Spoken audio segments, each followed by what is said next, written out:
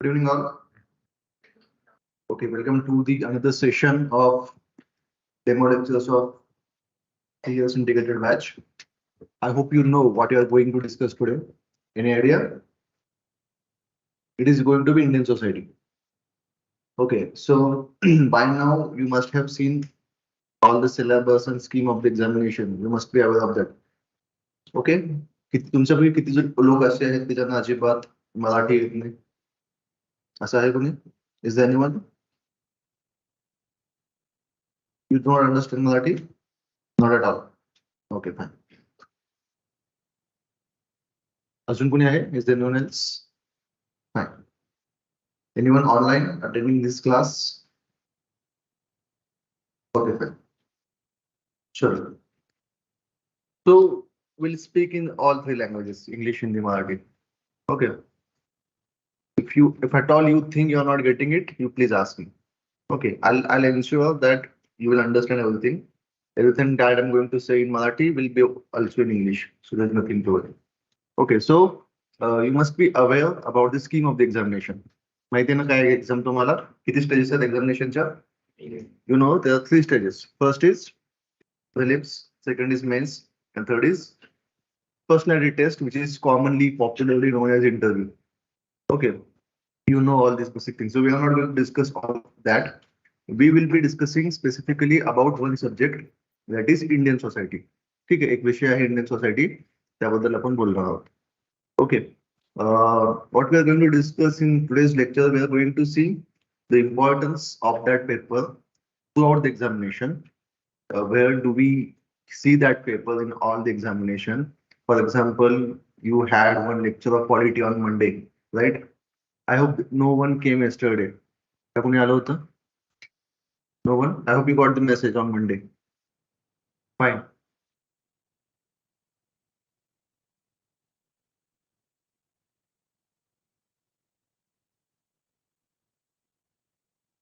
Okay, so you have seen one subject polity, then I think you had one lecture of history and economics, right? This is the 4th subject that we are discussing. So the 3 other subjects that you have already seen, there's one common thing about those 3 subjects. Those 3 subjects are important both for prelims as well as mains. Okay, for example, you have GS1. In prelims, you have 2 papers. Okay, let's briefly discuss the scheme of the examination.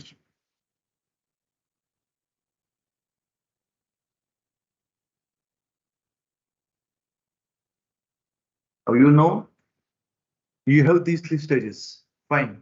First is prelims, second mains, and third is interview, personality test. So in prelims, you have 2 papers, right? Which are those? GS and CSAT.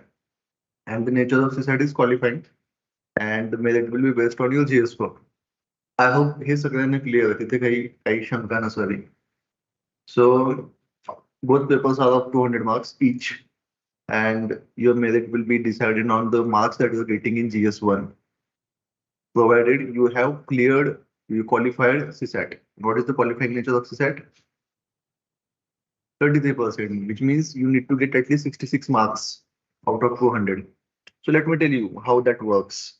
For example, let's say there are 500 students who have appeared for the examination, 1000 students, let's say.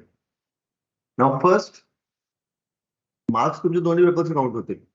But first, those students who have qualified CSAT, those students त्यांची एक वेगळी list निघेल. There will be a separate list of students who have qualified CSAT. And out of those, the number of students UPSC wants for mains, that top students from GS will be taken for mains. Okay. So the first stage in order to be in mains is you need to qualify CSAT. Okay, CSAT qualify झाला तर पुढचा तो फरक पडतो. Anyway, but as I told you, history, polity, economy, and other few subjects that we will discuss in future, you will definitely see these subjects are important both for prelims as well as mains. Okay, no doubt about that. What about Indian society that we are going to discuss? Now, let me tell you, there are certain subjects which are main specific subjects. काही विषय असे आहेत जे mains पुरते limited आहेत. Okay, कोणकोणते विषय? Which are those subjects? First, let me tell you. Let's first of all discuss all the subjects that we have. Now, what are the papers in GS1? In prelims, कोणकोणते विषय आहेत तुम्हाला? History, polity, economics, geography, obviously, environment, science and technology, current affairs, anything else? Art and culture, sometimes it is considered as part of history. So these subjects, at least 7 to 8 subjects you have in GS1. In CSAT, there is one paper of CSAT. If we have to categorize, we have to divide CSAT paper broadly, it will be 3 parts. First is reading comprehension, second is logical reasoning, and third is mathematical problems. Okay, we will discuss about CSAT also in next few lectures. We'll discuss about CSAT and strategy for CSAT and all those things. Okay, this is the scheme for prelims. What about mains? In mains, how many GS papers you have? 4. What are the subjects in GS1? Here. In GS4, you have history, geography, Indian heritage. That is part of history. So broadly, let me tell you, to simplify, GS1 will consist of history, geography, and third subject is Indian society. Okay, the subject that we are going to discuss today is part of your GS1. Okay, तुमच्या GS1 चा तो भाग असणार आहे Indian society, त्याबद्दल आपण डिटेलमध्ये बोलूयात. Second, GS2. GS2 is basically polity, social justice, plus the main specific part will be international relations. Okay, so in GS1 you have Indian society, which is main specific. In GS2 you have international relations and social justice, which is main specific. In GS3 it is not mentioned there, but in GS3 you have internal security, disaster management. These subjects are main specific. Entire GS4, that is the paper of ethics, is main specific. Your essay are only for mains. Why we are discussing this? There are certain papers which are main specific. Now these are some of those papers. Generally, for most of the students, they have generally that mind tendency in their mind. Let's clear prelim first, and then think about mains. But what happens when you clear prelims and you approach for mains? The time between prelims and mains is not too much. And if you not plan these things in advance, now those students who are writing mains currently, तुम्हाला माहिती असेल तर mains exam चालू आहे सध्या, तर त्यांच्यातले काही student असे आहेत की ज्यांनी मेन स्पेसिफिक सब्जेक्ट न केल्यामुळे त्यांना तो टाइम नाही मिळाला. In between the time that they have got, it was not enough. Because if we calculate the marks that these papers have, these topics that we have discussed, which are main specific, that are around 600 to 700. So 700 marks are too much. ते तुम्ही optional नाही ठेवू शकत. I hope you are getting it. Okay. So why I'm telling you, Indian society is considered as main specific subject. But one more thing that has happened on this Saturday, there was this first paper of GS1 on Saturday, GS1 and GS2. In GS1, the weightage that we have seen for Indian society has increased. Okay, we'll discuss all those things in detail. Okay, so you know there's 3 stages of UPSC where we get to see Indian society. As I said, not specifically in prelims, there'll be some questions here and there, some questions on schemes, government schemes, which we will study when we will be studying Indian society. तिथे थोडा उपयोग होऊ शकतो. In mains, as I said, it's a main specific subject. And in interview, generally, if you'll see, most of the questions in interview, or large portion of questions in interview, will be asked on social problems happening in society. ठीक है, समाजामध्ये घडणाऱ्या काही सामाजिक समस्यांवर question विचारे जाते. तो काफी क्वेश्चन ऐसे होंगे जो आपके आसपास में जो कुछ चीजें घट रही है उनके बारे में आपको उनके जवाब देने हैं. And most of them will be based on social issues happening in India. Okay, for example, if you have read the news recently, we have got the news that there are some attempts to bring 33% reservation for women in parliament. So they may ask you, why do you think there is a need to bring 33% reservation? If at all there is any need to bring the 33% reservation, what we are going to achieve by having that reservation? These type of questions they will ask you. So in order to answer these questions effectively, the study of Indian society will definitely help you. ठीक है. आपण बघतोय basically की Indian सोसायटीचा अभ्यास कुठे कुठे उपयोगाला आपल्याला येऊ शकतो. तर एक तर मी सांगितलं, तुमचा एक तर डेडिकेटेड आहे subject, your GS1 is a dedicated paper for Indian society. Then in GS2, the social justice part that we are discussing is overlapping with Indian society somewhat. So the study of Indian society will help that part, or study of that part will help your Indian society. They will complement each other basically. And then certain sections in other papers also. Like in GS3, in the economics, there's this topic called as poverty. Now you will be studying poverty in economics. भारतामध्ये गरिबी का आहे ते तुम्ही economics मध्ये शिकाल. At the same time, you will read that in Indian society from a sociological point of view. What are the social reasons why poverty exists in India? What are the social impact of poverty in India? Okay. Now, from that perspective, we will study poverty in Indian society. GS2 मध्ये काय असेल? Whatever the social problems that we'll study in GS1, the response of state governments to those problems will be there in GS2.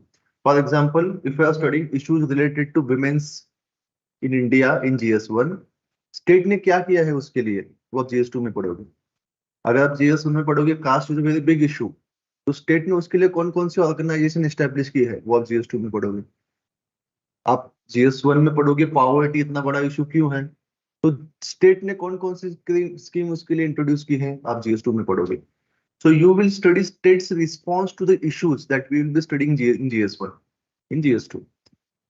I hope you are getting it. ठीक है. सो सोसायटीचा उपयोग GS1 मध्ये आहेच, GS2 मध्ये होतो. In GS3 as I said poverty के लिए ऐसे कुछ टॉपिक्स के लिए आपको definitely unemployment, that study will definitely help you. In GS4 there will be some case studies जिसके लिए आपको इस सोसाइटी का जो कुछ कंटेंट है उसका इस्तेमाल होगा. Even in your essays. So currently as the trend that we have, the pattern that we have for essay is that we have two essays. Currently, you are supposed to write two essays. Okay. So there's a possibility that at least one essay will be based on social problems in India.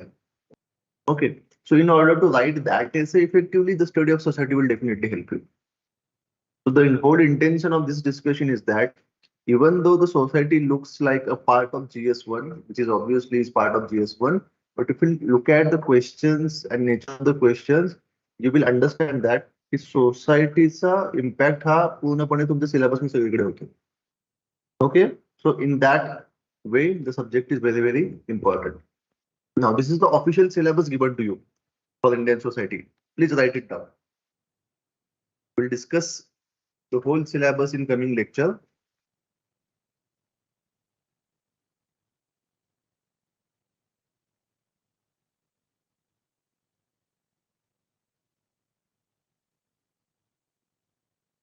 So the first point is salient features of Indian society. Just write it down. We are going to discuss the whole syllabus.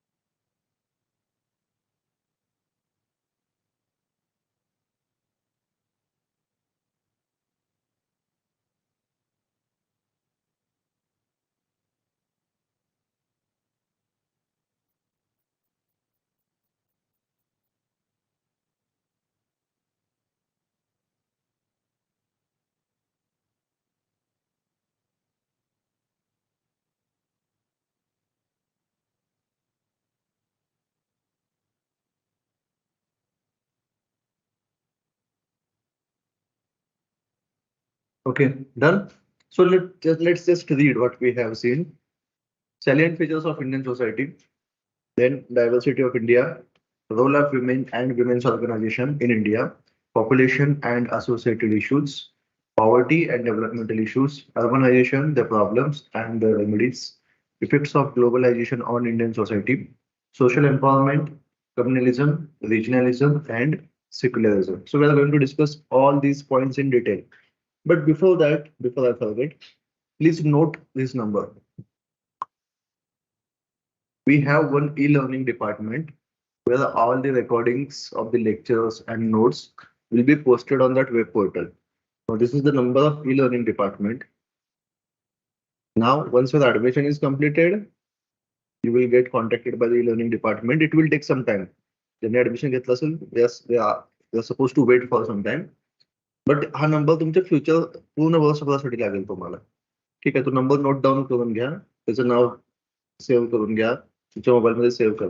तुम्हाला कधीही technical जेव्हा काही issues येतील, so you are supposed to contact that number. Okay. It will, as I said, it will take some time. तुमची batch just चालू होते. So let's wait for one more week. After that week, all of you, those who have completed the admission procedure, will be contacted by e-learning department.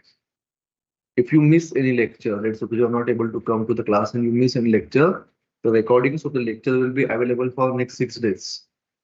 You are supposed to watch that lecture within those 6 days. ठीक है? And if the lecture is not available, आपको lecture नहीं मिला, अगर आप portal पे चले गए, कुछ टेक्निकल इशू हो गया, आपका खुद का अकाउंट ओपन नहीं हो रहा, anything like that, you are supposed to contact this number. ठीक है? Understood? So this number is very important. There will be one WhatsApp group of those. I mean, still again we are seeing demo lectures. So from next week there will be a WhatsApp group. So all the schedule and timetable will be given in that WhatsApp group. ठीक आहे. So again, तुम्हाला ते automatically त्या ग्रुपमध्ये add केलं जाईल. Let suppose you have completed the admission procedure but still not added in the WhatsApp group. Please contact outside in the next week, not now. अजून नाही झालेली ती प्रोसिजर चालू. तुमच्या माहितीसाठी सांगतो मी. जब WhatsApp ग्रुप बनेगा, most of you will get added in one go. अगर आपने एडमिशन दिया है लेकिन आप ऐड नहीं हुए हो, so please contact outside on that desk. So they will add you. ठीक आहे. अजून तुम्हाला काही क्वेश्चन्स आहेत का? तुम्हाला विचार मला काय असतील तर. तुम्ही आलाय 2 आठवडे झालं, 6 दिवस झाले असतील तुम्हाला. झालेत 6 दिवस ऑब्व्हियसली. एक कालची सुट्टी सोडली तर 5 दिवस. काय असतील तुम्हाला क्वेश्चन्स मला नंतर भेटा वाटल्यास. काय डाऊट असतील, काय विचारायचे असतील क्वेश्चन. आजचा आपला हेतू एका सब्जेक्ट होत आहे. ओव्हरऑल तुम्हाला काय डाऊट असतील, यू कॅन आस्क मी. ठीक आहे. How many of you are from Pune? Okay, Pune district. Pune district, as a I'm asking Pune district. How many of you are from Marathwada?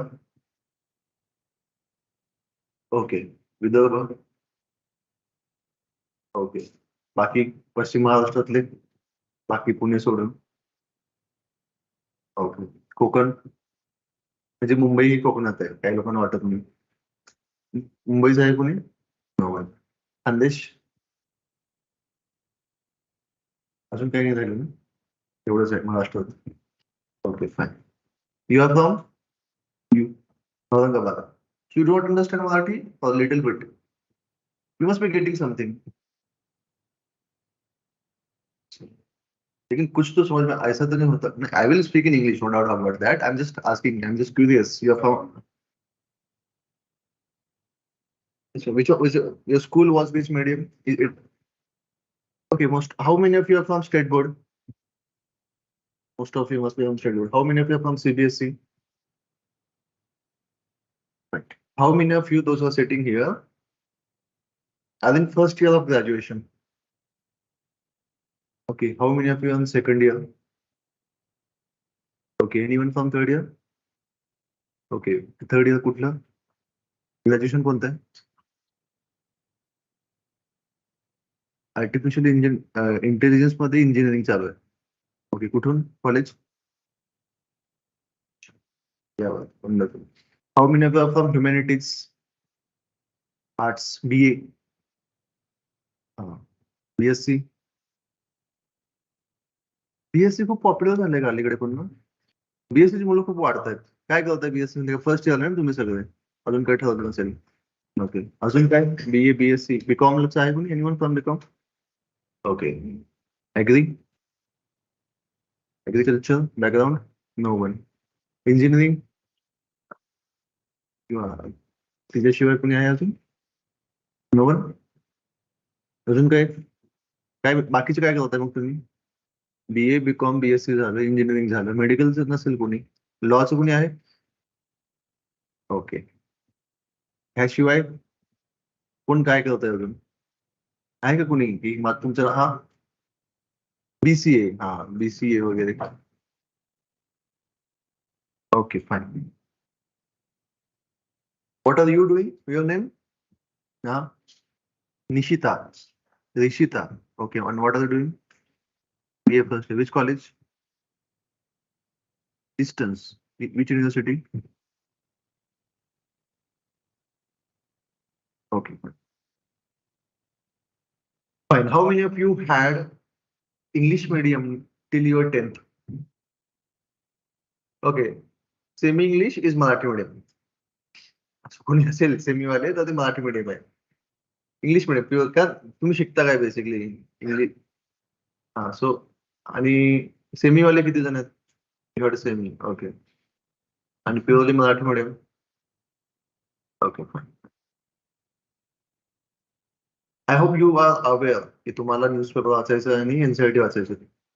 तुमचं बेसिक तेच आहे, पुस्तकांची यादी. You need to know the book list and you are quite eager about that.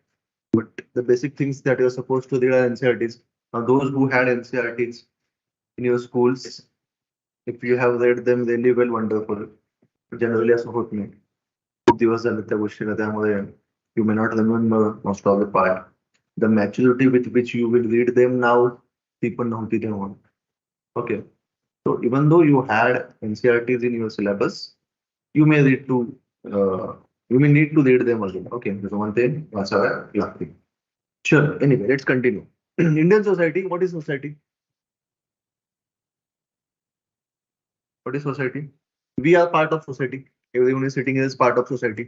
ऐसा तो कोई है नहीं कि सोसायटी में से नहीं है. असं कोणी आलं का तुम्ही एकटाच राहायचो आजपर्यंत आणि इथे झालो डायरेक्ट? माझा काही संबंध नाही सोसायटीचा, असू शकत नाही. Everyone is part of society. So let's see basic definition of society.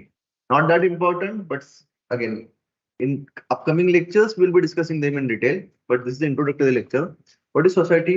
Any group of people who have lived and worked together long enough to get themselves organized and to think of themselves as social unit with well-defined limit. Okay. The most, let's say, the simplest form definition of society will be a group of people living together and sharing responsibilities. Okay, you are living together. You are following certain norms. तुम्ही नीती नियम पाळता समाजाचे, right? You are following certain norms and you share certain responsibilities. तुम्ही काही जबाबदारी पण घेता, कुछ जिम्मेदारी उठाते हो. Even if you're a kid, for example, most of you are quite young, but still you are supposed to play certain duties, certain responsibilities. At least you are supposed to act responsibly.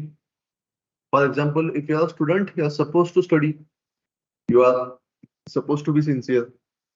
अगर रास्ते पे चलते कोई बच्चा छोटा गिर गया तो किसी के बताए बिना भी आप उसको जाके उठाते हो. Same things happen. If similar thing happens with the old person, you do the same. These are the norms.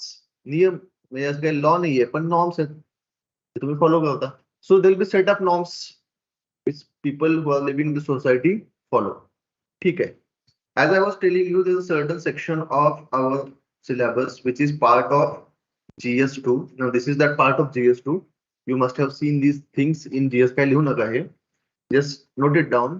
So as I was telling you, जो issues आप सोसाइटी के बारे, सोशल इश्यूज के बारे में पढ़ोगे सोसाइटी में, उन इश्यूज के बारे में स्टेट ने क्या किया है, what is going to be the state's response for those issues, that you will study in GS2.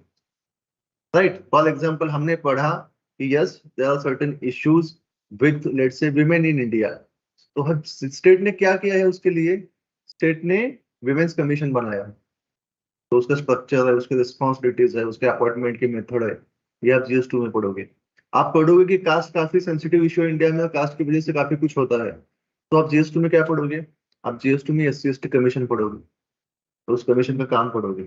Getting it? तो ये कोरिलेशन भी आपको आना चाहिए आपके पूरे सिलेबस में, ये थोड़ा बहुत हो जाएगा जैसे आप पढ़ोगे, ये चीजें धीरे धीरे आपको आती जाएगी. The most important thing that we should discuss की पेपर किती मार्कांचा येतो. ठीक आहे, सगळ्यात महत्वाचं काय आहे की for how many marks we need to study Indian society, or what is the weightage of Indian society in GS1. So this is the table of last 10 years, which will tell you the weightage GS Indian society carries in GS1.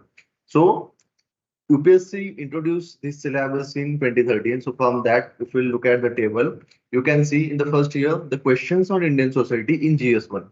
Okay, as we have discussed, in GS1 consists of three main parts. Which are those? History, geography, and Indian society. Out of those, we are talking about Indian society. So in first year, हम जैसे कि हम देख सकते हैं 2013 में society पे थे 4 क्वेश्चन पर 40 marks, which mean each question carries 10 marks. Next year, you see the number of questions remains same, but the marks have increased. Now for that year, each question carried 12.5 marks. Okay, इसका क्या मतलब होता है? With the word limit, with the marks, आपकी word limit change होती है. For example, a 10 marker question will have 150 words. A 12.5 marker will have 200 words, and a 15 marker will have 250 words.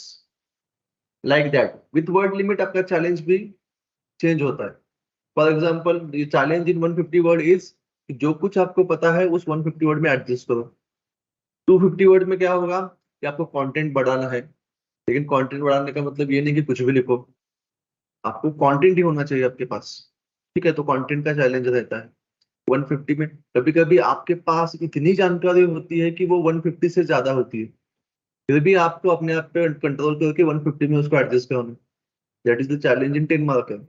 और 250 में चैलेंज ये है कि ज्यादा लिखना है, इसका मतलब कुछ भी लिखना नहीं है, उसके लिए उतना कंटेंट आपको रिकलेक्ट करके लिखना पड़ेगा. तो हर क्वेश्चन का अपना एक चैलेंज है. ठीक है.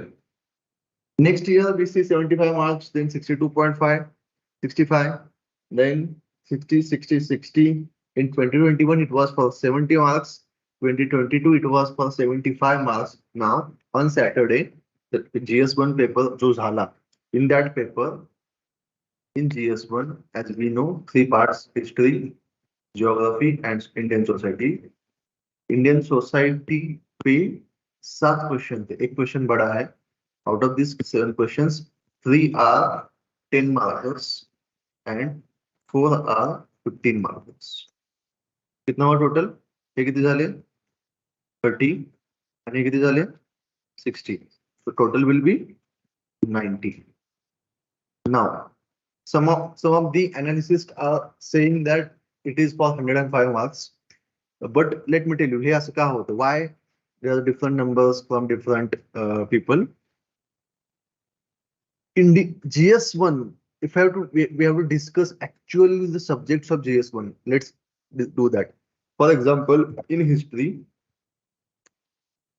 history consists of ancient India, medieval India, modern India, post-independence India, world history, and art and culture.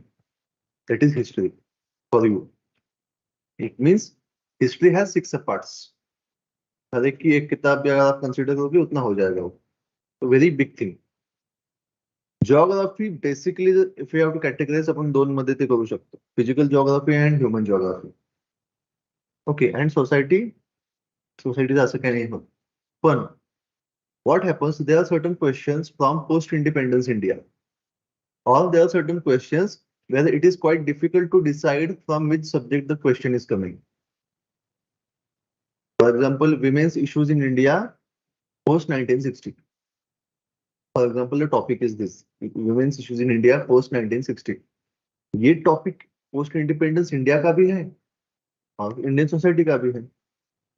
अगर आपको क्वेश्चन आएगा migration that have taken place in India, भारतामध्ये घडून आलेलं स्थलांतर ग्रामीण भागातून शहरी भागाकडे, from village area to urban area, the migration which has taken place, and whatever the pattern is there, what are the reasons behind that migration, the impact of migration, काय झालं स्थलांतरामुळे, का झालं, ग्रामीण भागातून शहरी भागात काय झालं, हे सगळ्या गोष्टी ज्या आहेत, that is part of your human geography. Also, that can be studied in Indian society. So sometimes it becomes difficult to decide actual subject of the question. And those questions are considered as multidisciplinary questions. They come from various parts. So in future lectures, we'll discuss all the questions. For example, this year there is one question.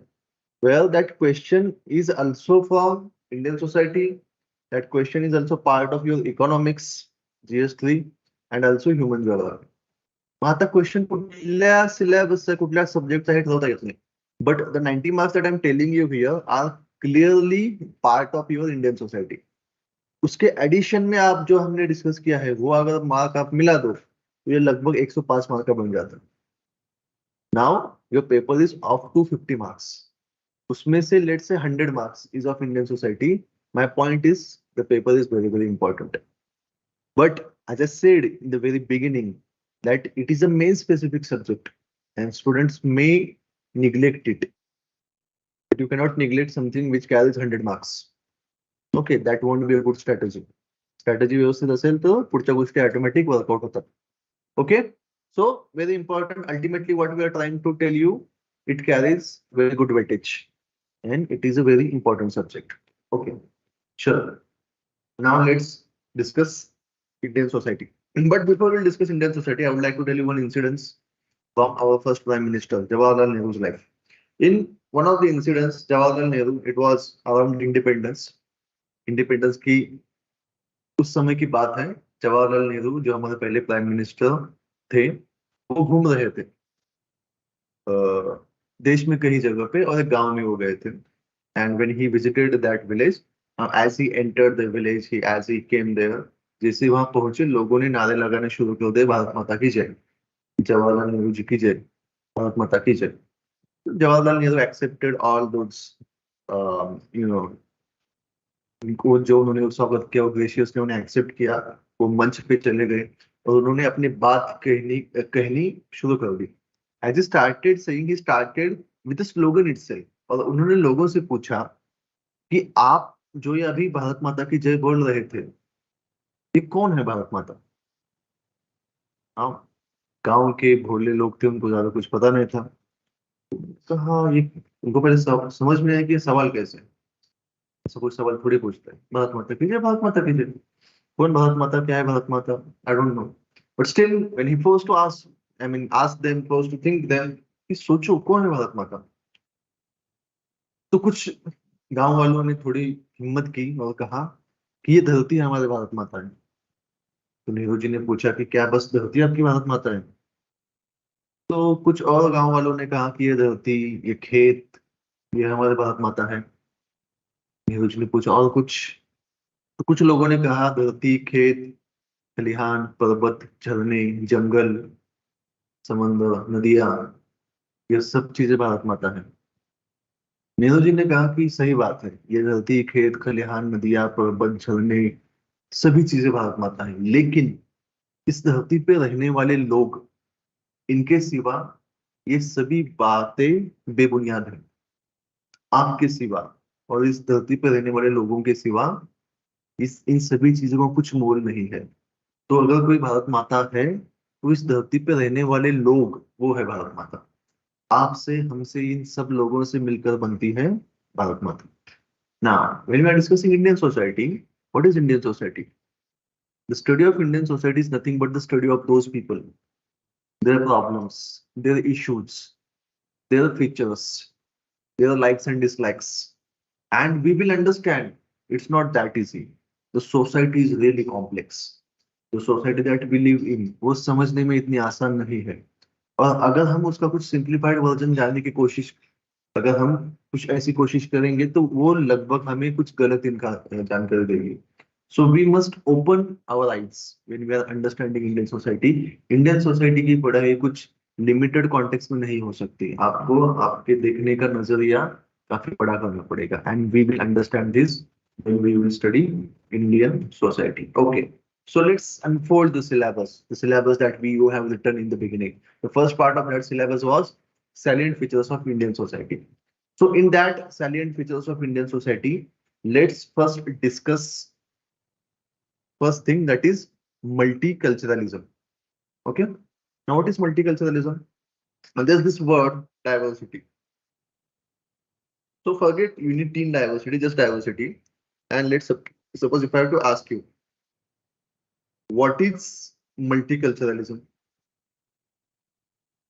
Is there any difference between multiculturalism and diversity, or they are the same words with the same meaning, different words with the same meaning? Think about it, multiculturalism and diversity. क्या इन दोनों words का एक ही मतलब है या कुछ अलग मतलब के दो अलग वर्ड है वो?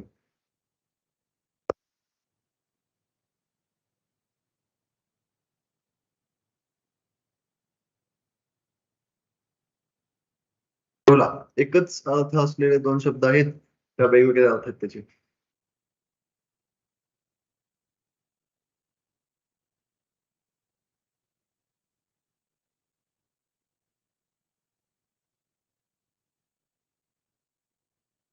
Features can be same.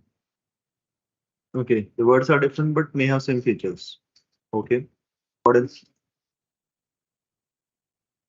Certain differences. Yes.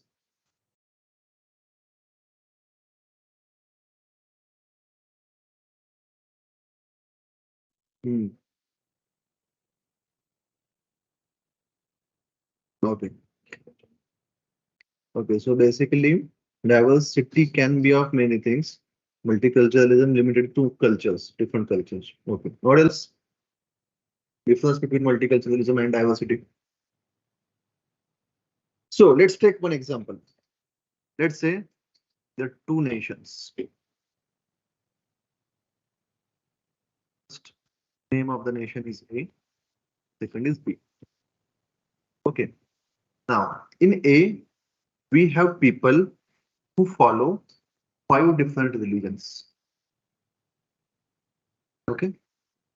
A मध्ये 5 विविध धर्म फॉलो करणारे लोक राहतात. In B also, we have people who follow 5 different religions. Fine. In A, there are people who speak 10 different languages. And in B, we have people who speak 10 different languages. Now, in terms of diversity that these two nations have, we can definitely say diversity to दोनों देशों में, no doubt about that. Now, let's look at something else. Now, in A, there are people who follow 5 different religions, but the state, that is the government of A, says that all the people who follow different religions, they have the liberty to follow whichever the religion they want to. There's no restriction on that. But as a state, we will have one religion. Let's name that religion as X. X is the official religion of our state. हमारे देश का X या official religion होगा. हम सबको ये liberty तो दे रहे हैं कि आपको जो कोई रिलीजन आपको फॉलो करना है कीजिए, लेकिन एक स्टेट के तौर पे हमें लगता है कि X जो है हमारा ऑफिशियल रिलीजन होगा. In terms of language also, A says that no matter which language you want to speak, you can speak. जिस किसी भाषा में आपको सीखना है उस भाषा में आप सीख सकते हो. जिस किसी लैंग्वेज में आपको स्कूल बनाना है बना सकते हो. स्टेट की तरफ से आपको कोई कंपल्शन नहीं होगा. लेकिन वाई जो लैंग्वेज है वो स्टेट की ऑफिशियल लैंग्वेज होगी. जिसके लिए खास कोशिश करेंगे या खास उसकी मदद करने की कोशिश करेगा स्टेट. मतलब अगर कोई इस लैंग्वेज में स्कूल बनाना चाहता है तो उसको जमीन काफी आसानी से मिलेगी. अगर कोई इस लैंग्वेज में सीखना चाहता है तो उसकी फीस आधी होगी. तो ये कुछ चीजें स्टेट करेगा क्योंकि स्टेट की वो ऑफिशियल लैंग्वेज है. ठीक है, ये पोजीशन है गवर्नमेंट की ए नेशन में. इन बी, what government says? Government says we have people who follow 5 different religions, and all of you have the liberty to follow whichever the religion you want to follow, and we will not have any official religion.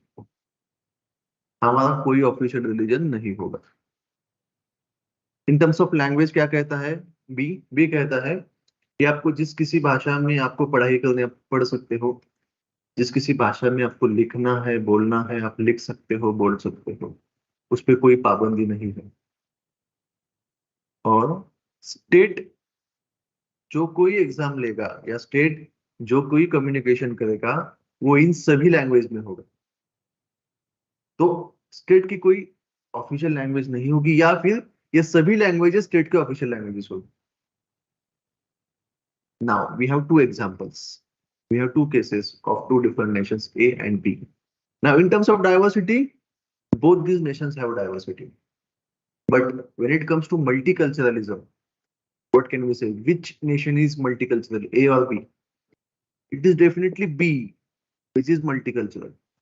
A कहीं भी नहीं कह रहा कि कोई भी religion मत follow करो, लेकिन उसने पॉलिसी ऐसी बनाई है जिससे एक अनड्यू एडवांटेज मिलेगा एक सर्टन रिलीजन को या सर्टन लैंग्वेज को. ऐसा कोई भी एडवांटेज नहीं मिलता बी में, which means B is essentially truly a multicultural nation, which doesn't give any undue advantage to any particular religion or language. In that context, when we look at India, India is a multicultural nation in terms of state, also in terms of society. Society भी अगर आप देखोगे काफी multicultural society है. यहाँ इतने restriction आप नहीं देखते या इतना हेट्रेड आप नहीं देखते. कुछ चीजें होती है जहाँ हम देखते हैं वायलेंस होता है, but that those are exceptions. In general we do not see such a hatred enmity in society. Okay, that is why the first feature of Indian society, it is an multicultural society. Next feature that is unity in diversity. Now we have what are the types of diversity that we see in India? कौन सी diversity in India में? Yes, we have different languages, language diversity, food, clothing, what else? Huh? Festivals, different festivals, different regions, art forms. Yes, region-wise we see differences. What else? So these are some of the differences. Let's discuss some more. Okay, the first, race. Can we say we have a racial diversity in India? First of all, what is race? The bodily features, the bodily traits that are different from each other. That is how you define race. So what are the different races that exist in India? कौन से races हैं India में? वंश म्हणतात ना मराठीमध्ये. कोणते वंशाचे लोक राहतात. सो वंश, धर्म आणि जात ह्या गोष्टी वेगवेगळ्या आहेत. त्या एकसारख्या नाही आहेत. कधी कधी काही लोकांचं कन्फ्युजन होतं. So religion, caste and race, these are different things. So we are talking about race. My question is कौन सी रेस एग्जिस्ट करती है इंडिया में? बताओ. Which are the different races that are in India, that are present in India? Or we have only one race, Indian? असं आहे का? ते भाषणामध्ये ठीक आहे. Actually, Sanga. Mongoloid, Northeastern Indian people are generally, they represent Mongoloid race. That is absolutely correct. अजून, what else? अजून कोणत्या races आहेत भारतामध्ये? कोणत्या वंशाचे लोक राहतात? तुम्हाला फेमसली माहिती असेल की एक डिबेट चालते, चर्चा चालते. हा, उत्तर भारतीय हे आर्यन मानले जातात. North Indians are considered as from Aryan race and South Indians are considered as from Dravid race. Okay, ही एक रेस झाली. अजून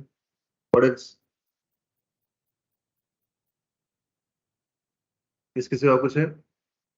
There are certain sections in our society where astroplataloids race exist.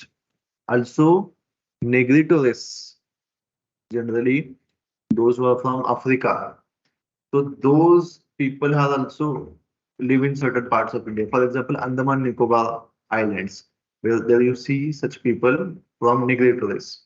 They represent that race. Now, as we have established, we do have people from different races. I mean, there are people who represent different races that exist in India. But the issue which comes with race is racism. So can we say racism exists in India? Yes. How? Can you tell me an example? Northeast Indians. Yes, comparing Northeast Indian people with Chinese people. is definitely part of racism. Certain people from our society give them different names, right? That is nothing but racism. Definitely, that is one example. What else? Any other example of racism that exists in India? Hmm? Treating fair people as more superior. If you are seeing Hindi movies, Bollywood movies, so especially when there's a person from South India, if they want to represent a person from South India, generally the caricature of South Indian person is a comic version, and his color is shown as a very dark color. So that is a kind of that. Also, there's a big industry, cosmetic industry. So we had one similar discussion, and one of our students had mentioned one song. तुमच्या लहानपणी कदाचित तुम्हाला ते गाणं माहिती असेल. This song from our childhood. गोरी गोरी पान फुलासारखी छान दादा मला एक वहिनी म्हण. So she was तिचं म्हणणं असं होतं की वहिनी गोरी पानच का पाहिजे. So basically, in order to be छान, वहिनी has to be गोरी पान. She has no choice, right? So sometimes it is also referred as kind of impact of racism, as she has mentioned, treating fair people as superior. Okay, and based on that, we have whole industry. If we'll see the cosmetic industry, the commercials that we see, to me, they are advertisements. You may have seen such commercials where the girl has completed graduation, she has all the courses, all the certificates, but her color is not fair. That's why she's not feeling confident. So her friend gives her certain cream, Fair and Lovely. So she's asked to use that cream for certain dates. So if you have seen such commercials, काय असतं की 7-8 अशा खिडक्या असतात त्यात तिचे प्रत्येक दिवसामध्ये कलर असा चेंज होत गेला. बेसिकली मोठमोठा बल्ब लावलेला असतो ना तिथं मोठ्या मोठ्या वॅटचा आणि ते फोटो काढलेले असतात. So after few days now she is very beautiful from that context and she goes to the interview. The interviewer has nothing to do with documents and all those things. He looks at her and he gives her a job because she is very confident. Okay, this is nothing but a socialization, a part of socialization, where you have been trained somehow subconsciously. अगर आपको अच्छा दिखना है तो cream use करो. तो क्या हुआ? तो कुछ दिनों बाद कंपनी को लगा कि इतनी बड़ी देश में सबसे ज्यादा पॉपुलेशन तो लड़कों की है, तो हमने उन पे फोकस ही नहीं किया. तो उन्होंने अपने आप प्रोडक्ट लॉन्च किया. यहाँ फेयर एंड लवली था, यहाँ फेयर एंड हैंडसम आ गया. It's a big market, right?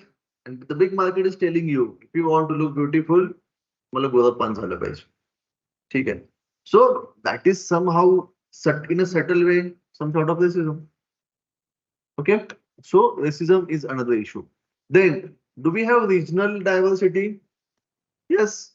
आपल्याकडे आहे ना. For example, if you look at the physical geography of India, in north we have Himalayas, then we have plains, then we have Deccan Plateau.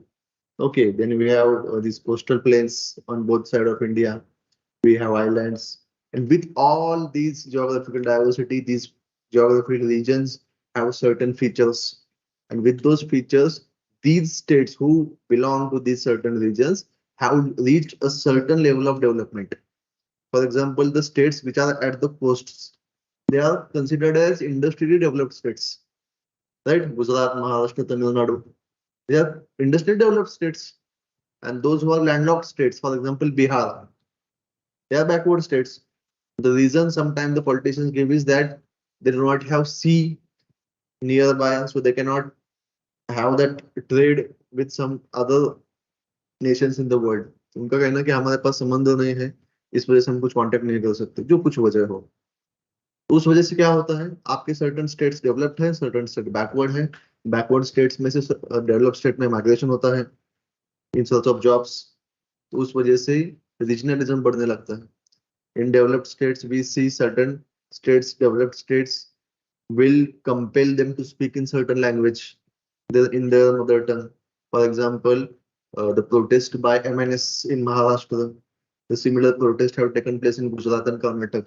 The compulsion to speak in local language, मराठीत बोललं पाहिजे, गुजरातीत बोललं पाहिजे, The government of Karnataka few months ago tried to make a law where they wanted to make a law where they wanted to compel who want to work in even in private sector need to speak in Kannada. तो आपको कर्नाटक में अगर job करना है, even it is a private job, आपको कन्नड़ आनी चाहिए। ऐसा कुछ लॉ बनाने की कोशिश की गई, सिमिलर लॉज बनाने की कोशिश की गई हरियाणा जैसे स्टेट्स में। तो आपको पैटर्न क्या दिखता है यहाँ कि ऐसी चीजें होती कहाँ है, ऐसी जगह पे जहां बैकवर्ड स्टेट से माइग्रेशन हुआ है। तो ये क्यों होता है? जिस जगह पे माइग्रेशन हुआ है उस जगह का लोकल यूथ और माइग्रेटेड पीपल, इनके बीच में लिमिटेड जॉब्स के लिए स्ट्रगल होता है। Because of that struggle we see such issues. Okay, so we'll study that also. Then we have different religions in India.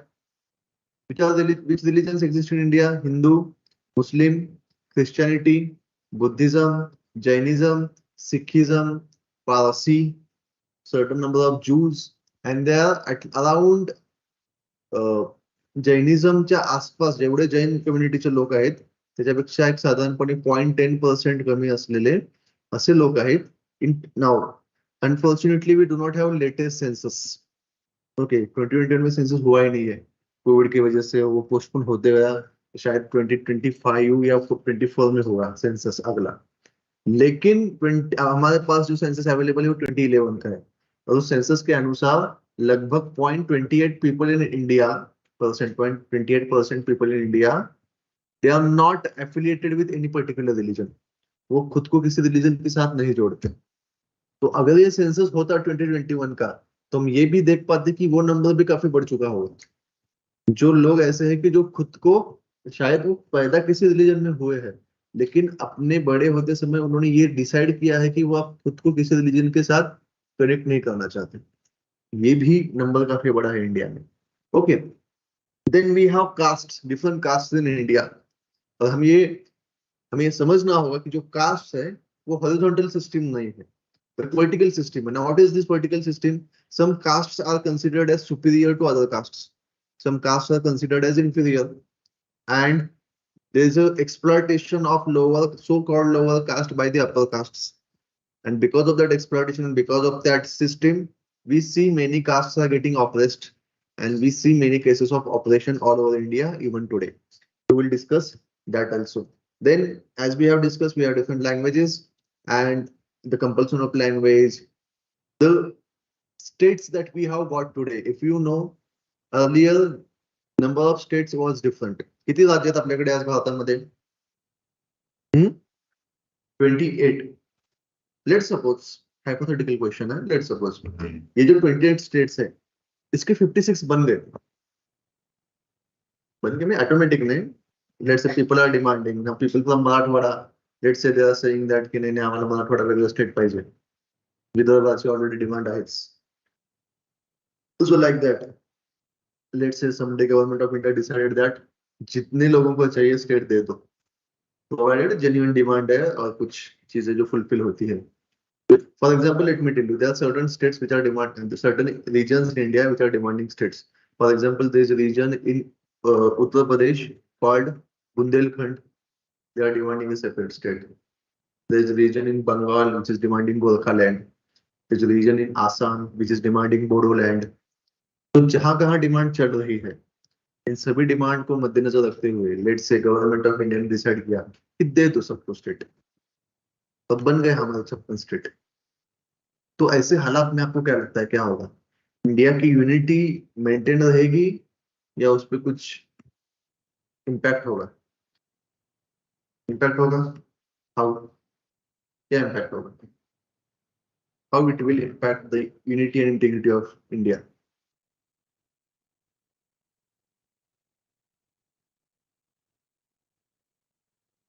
Why do you think increasing number of states will impact unity and integrity of India?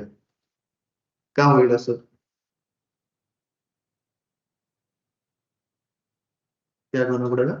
states और form हुए हाँ और points इकट्ठे करने पड़ेंगे जो states के। हाँ, सो तो फंड्स दे देंगे जो कुछ होगा। 100 रुपयाचा आहे, 100चं सध्या 50 लोकांमध्ये 2-2 रुपये, लेट्स से 25 लोकांमध्ये वाटायचे, 4 रुपये येतात, 50 मध्ये वाटतात 2 रुपये येतील, तो उससे क्या होगा? डेवलपमेंट नहीं होगा. लेकिन इन लोगों का कहना है कि डेवलपमेंट ऐसे भी नहीं हो रही ना. For example people from Vidarbha are saying that he generally महाराष्ट्राच्या राजकारणामध्ये in politics of Maharashtra dominate the politics of Maharashtra is always dominated by leaders from Western Maharashtra, and these leaders from Western Maharashtra are people who generally ignore Vidarbha. Vidarbha is backward for that reason. That is why we want a separate state.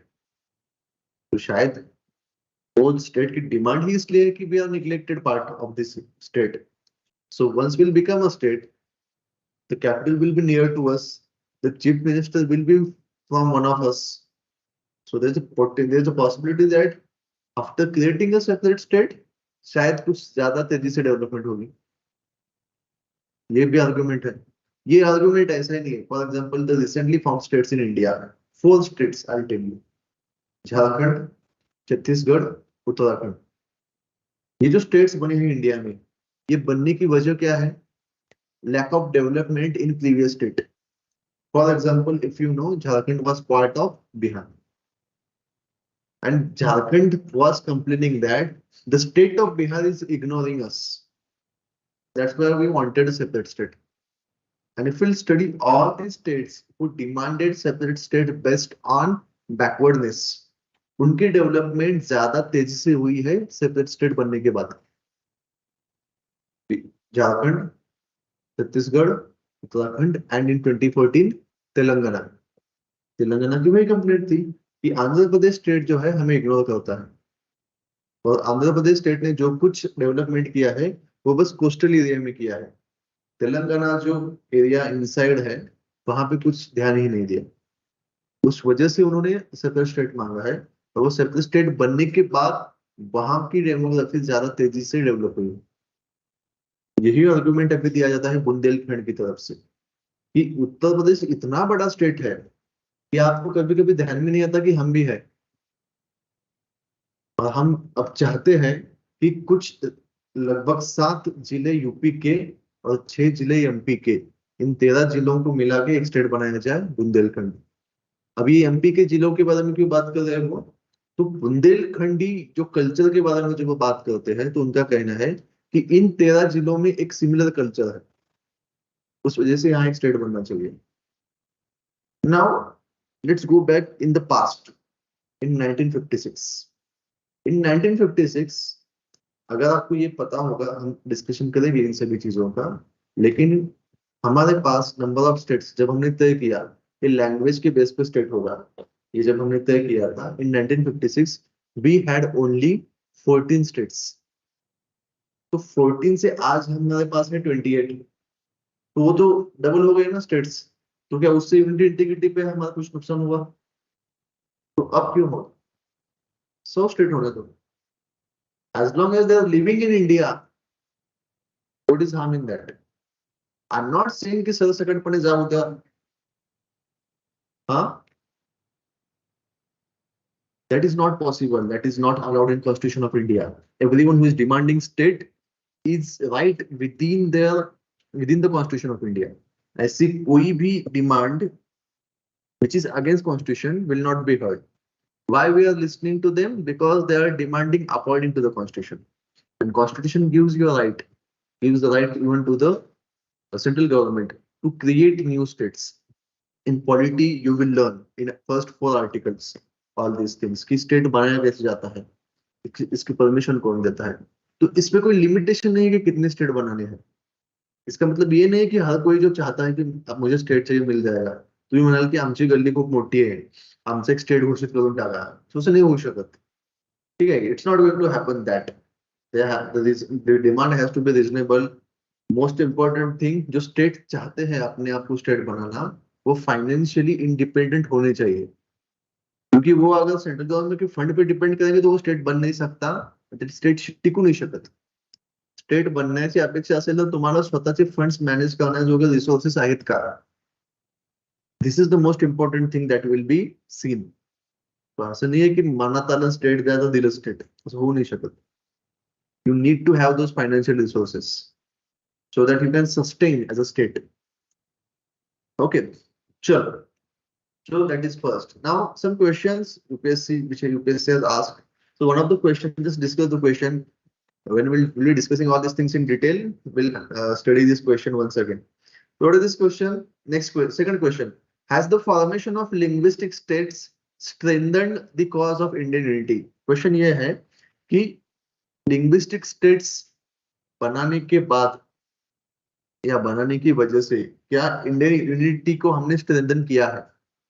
अभी इस in order to answer this question you need to know few things.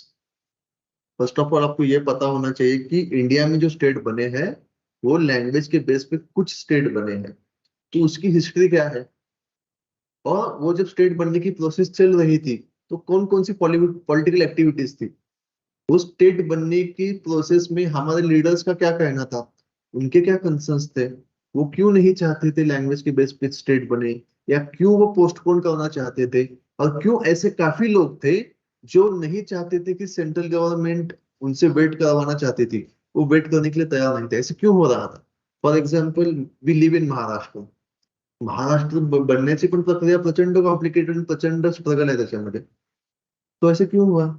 क्यों central government नहीं चाहती थी महाराष्ट्र को अलग state बनाना, या फिर मुंबई को महाराष्ट्र को क्यों नहीं देना चाहती थी, और क्यों हमारे पास इतना बड़ा स्टेट था बॉम्बे स्टेट जिसका नाम था, जिसमें महाराष्ट्र भी था गुजरात भी था. और 1956 में जब हमने कहा कि काफी लैंग्वेज के बेस पे स्टेट बन गए थे, लेकिन तब भी महाराष्ट्र नहीं बना था, कि महाराष्ट्र उसके 4 साल बाद बना 1960 में. तो ये सब चीजें जब हमें पता चलेगी, that is the first requirement.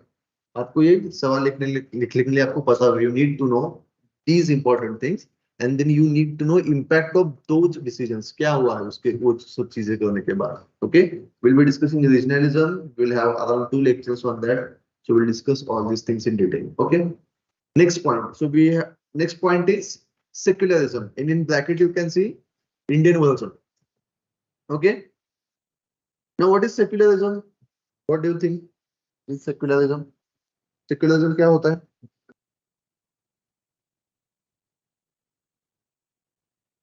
क्या है secularism?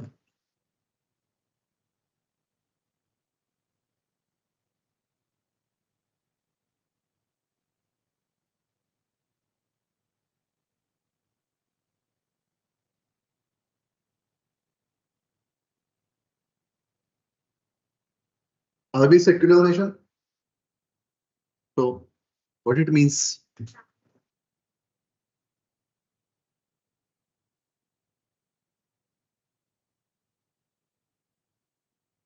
Okay, so the freedom to follow any religion is secularism. Okay, what else? Practice to follow any religion. Okay. Now in bracket you can see Indian version, which means there is another version. Okay, so popularly which has been discussed is one of the version is French version of secularism, Western version of secularism, and another is Indian version of secularism.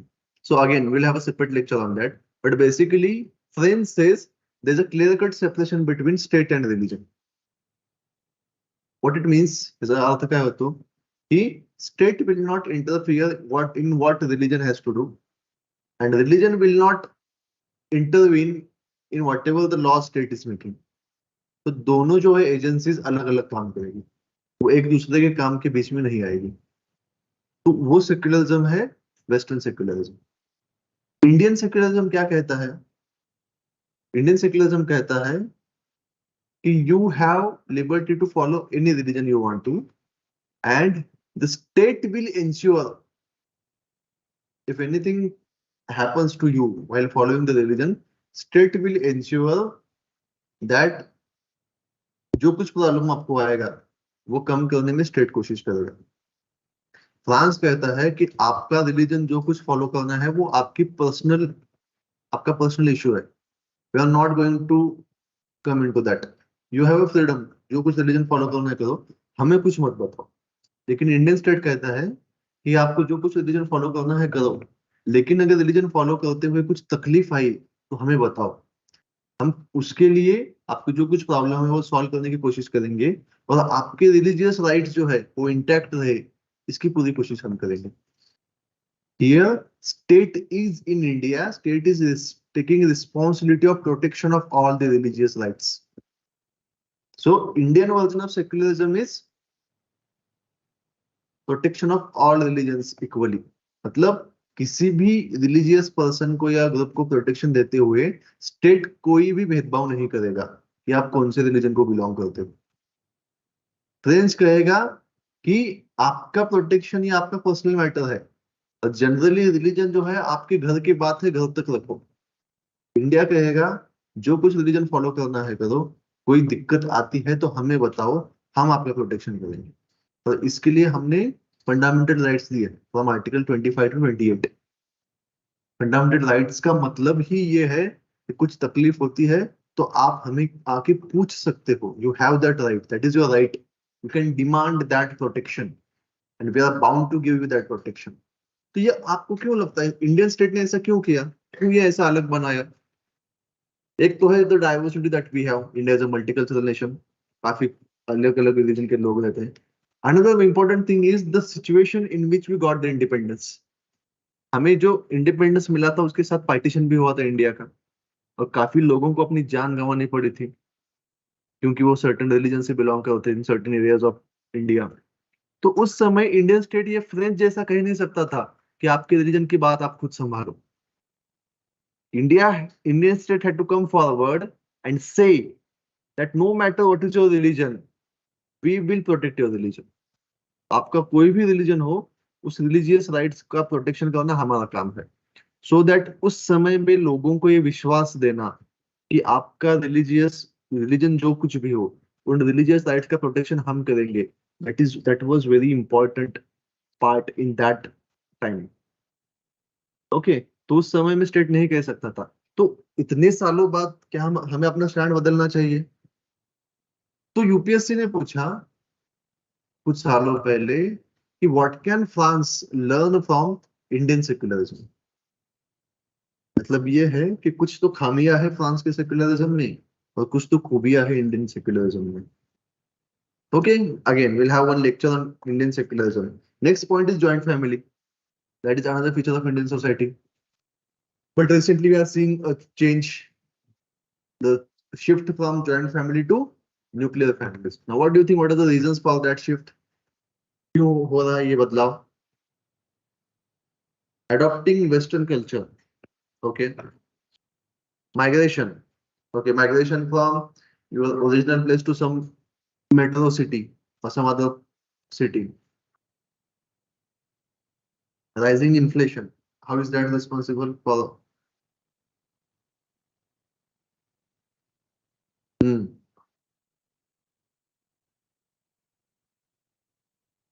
There are more contributors also. Huh? Okay.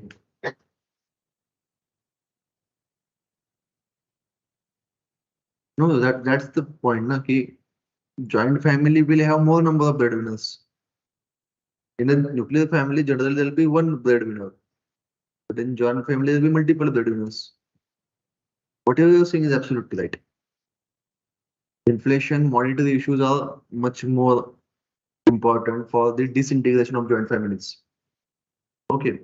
Another important factor that some of you have mentioned, migration. Okay, till 1990 or till let's say 1960s, 70s, and even today, most of the Indian population is dependent on agriculture sector. Now, currently, around 50% Indian population is dependent on agriculture sector.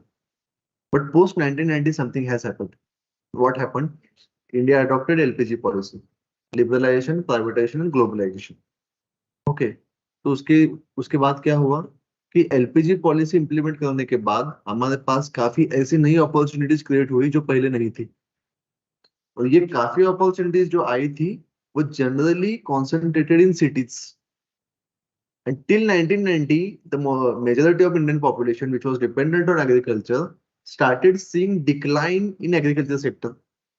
Agriculture sector की efficiency और उसकी जो उसमें जो profit making ability वो कम हो रही थी। तो लगभग कुछ सालों तक, पिछले कुछ सालों तक जो Indian population heavily dependent on agriculture थी, एग्रीकल्चर का कंट्रीब्यूशन या एफिशिएंसी कम होने की वजह से people who used to be in agriculture sector, उन्होंने एग्रीकल्चर सेक्टर पे डिपेंड रहना बंद कर दिया। एग्रीकल्चर सेक्टर एक ऐसा जॉब है वो वहाँ लेबर काफी ज्यादा लगता है, तो उसकी भी एक वजह थी, आप जॉइंट फैमिलीज आपके पास थी। लेकिन जैसे ही आपके पॉपुलेशन का शिफ्ट होता है, आप एग्रीकल्चर से दूर जाते हो और आप दूसरे जॉब ढूंढने लगते हो, और मैक्सिमम आपके अपॉर्चुनिटीज पोस्ट 1990 सिटीज में अवेलेबल होती है, तो उसके लिए जो माइग्रेशन होता है उसके साथ आपकी न्यूक्लियर फैमिलीज बढ़ जाती है। And other things are also there. Majority part is definitely the financial factors, economical factors, and also the Western society, impact of Western society. Now you're not, most of the people are not ready to live under someone else's dominance. ठीक है, वो भी शायद वजह हो सकती है। Now you are demanding more freedom, more liberty. The concept of privacy has taken more importance. So that are also the reasons, but the financial reasons are more important and more significant. Okay. Transition of society. Another feature of Indian society is transition of society. Indian society is considered as mix of modernity and traditions. So most of you or all of you who are sitting here are living that mixture. So can you tell me any examples of that mixture of modernity and traditions? Mixture of modernity and traditions. And everyone is living with that mixture.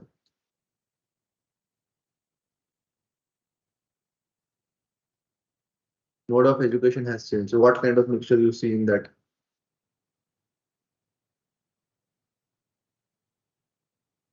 Yes, now currently the way I'm conducting this lecture, most of you are sitting here in offline, which is a traditional method, but some of the students are attending this on YouTube and that Google Meet.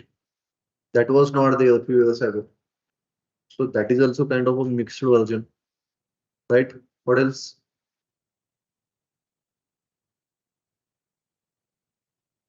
Together, kurta घातला आणि खाली jeans घातली, right? That is a mixture, obviously. What else?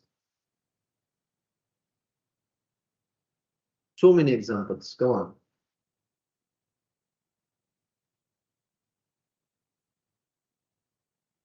The food culture has changed rapidly. Okay. In last few years, the kind of new dishes which are introduced. काल काय बघितलं, मोदकचं ice cream काय बघितलं. हा, गणपती आल्यामुळे ice cream modak. Playing Aarti on YouTube. हा, Ganesh festival that we celebrate generally. Ganesh festival इतकं Ganesh festival एवढं मिक्सचर कुठेच नाहीये. ठीक आहे. Ganesh festival may be a traditional festival, but the way we are celebrating it is not that traditional. Okay. Maybe ढोल पथक traditional असेल, पण गणेश विसर्जन मिरवणुकीमध्ये संध्याकाळी जो डीजे वाजतो आणि त्यावर जे गाणी वाजतात आणि त्याच्यावर तुमचे जे डान्स स्टेप असतात, they are not at all traditional. So maybe Ganesh festival is tradition, but the way we are celebrating is not traditional. Or most of you must have had the status on WhatsApp yesterday. So again, the way we are celebrating festivals has changed. म्हणजे आरती युट्यूबवर असेलच, पण तुमच्या स्टेटसला तुमच्या हातात Ganpati पकडलेला photo, त्याच्या मागे कुठलं तर गाणं, तुम्ही इंस्टाला टाकलेलं reel, definitely not traditional, right? So mixture आहे. What else? The way I'm speaking bilingual, trilingual is also mixture. English, Marathi, Hindi is a mixture. What else? Huh?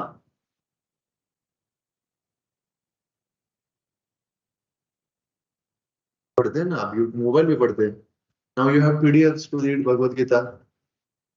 You may read Harry Potter. So आपके test में भी काफी बदलाव आ गए हैं.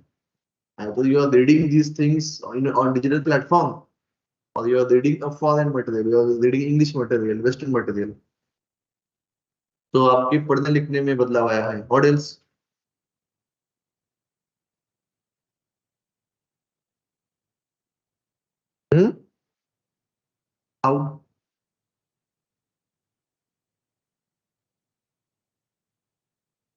That is modernism. You're talking about mixture of modernism and tradition.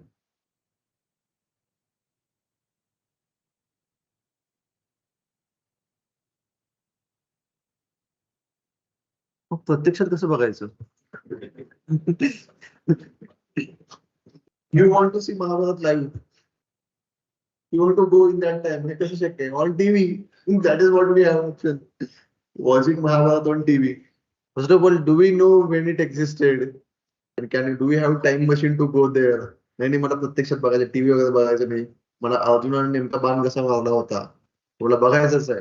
आणि हट्ट आपली इच्छा असते ते होऊ शकत नाही. टीव्हीवरच बघायला लागणार आपल्याला. स्क्रीनवर उद्या पिक्चर आला कुठला तो. रामायण बघितलं काही दिवसांनी, काही लोकांनी काही दिवसांनी 2 महिन्यामध्ये आलं होतं रामायण. प्रभासचं रामायण.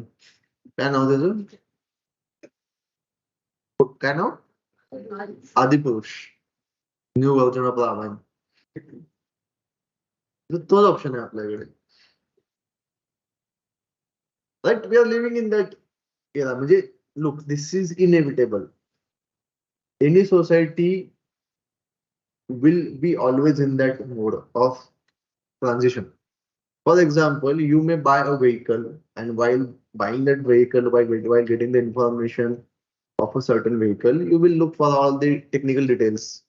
The engine कसा आहे, टायर कसा आहे, डिस्क ब्रेक आहे की नाही. पण घरी आणल्यानंतर त्याला लिंबू मिरची लावून नारळ फोडल्याशिवाय कॉन्फिडन्स काय येणार नाही आपल्याला की नाही तर गाडी ठोकल कुठेतरी. घेताना इंजिन बघितलं असेल पण लिंबू मिरची एवढी पावर त्या इंजिन मध्ये पण नाही. Right, the core values have not changed. Okay, तुम्ही the way you are celebrating may have changed, but the core values are still there and which are intact. So that is another feature of Indian society, mixture of modernity and traditions. Let's discuss one question. It's the question that we have discussed already. How is Indian concept of secularism different from Western model of secularism? ये क्या अलग है Indian secularism में western model में? Second question में हमने discuss किया कि the life cycle of joint family depends on economic factors rather than social values. Now all these questions that I'm showing you are from UPSC mains. You can see from reading those questions, they are not that difficult. इतके काय असं काहीतरी out of blue विचारले असं नाही. सोसायटीचे question हे असेच असतात. ठीक आहे, फक्त तुम्हाला थोडं बहुत त्याचा लँग्वेज तुमची चांगली पाहिजे आणि टू द पॉइंट फक्त लिहिता आलं पाहिजे बस. Next, role of women and women's organisation and another feature of Indian society is patriarchy. Do we have patriarchy in Indian society? Can we say that? What is the example of based on what you can say India has पॅट्रियार्ची?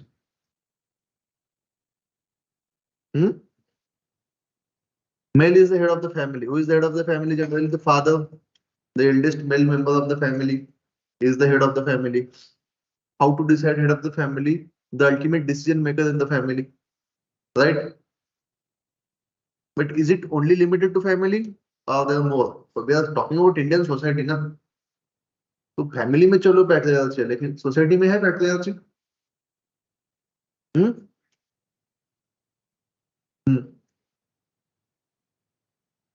Okay. Okay, most of the documents or your name generally has your father's name. Okay, fine. So official मध्ये सुद्धा documentation मध्ये सुद्धा वडिलांचं महत्व आईपेक्षा तिथे तुम्हाला जास्त दिसतं. अजून hurdles. Most MPs are male. Now as we are discussing that bill, 14% MPs are male, female currently, only 14%. Okay, which means 86% of your policy makers are male. Which means we are living in a patriarchal society. Just remember your corporator. कोण आहे तुमचं नगरसेवक? Mail आहे की female आहे बघा. आणि corporator लेवलला मे बी तुम्हाला अनेक फिमेल दिसतील. वाय?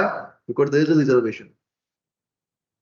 Okay, but just remember who is your MLA, male और female? Who is your MP, male or female?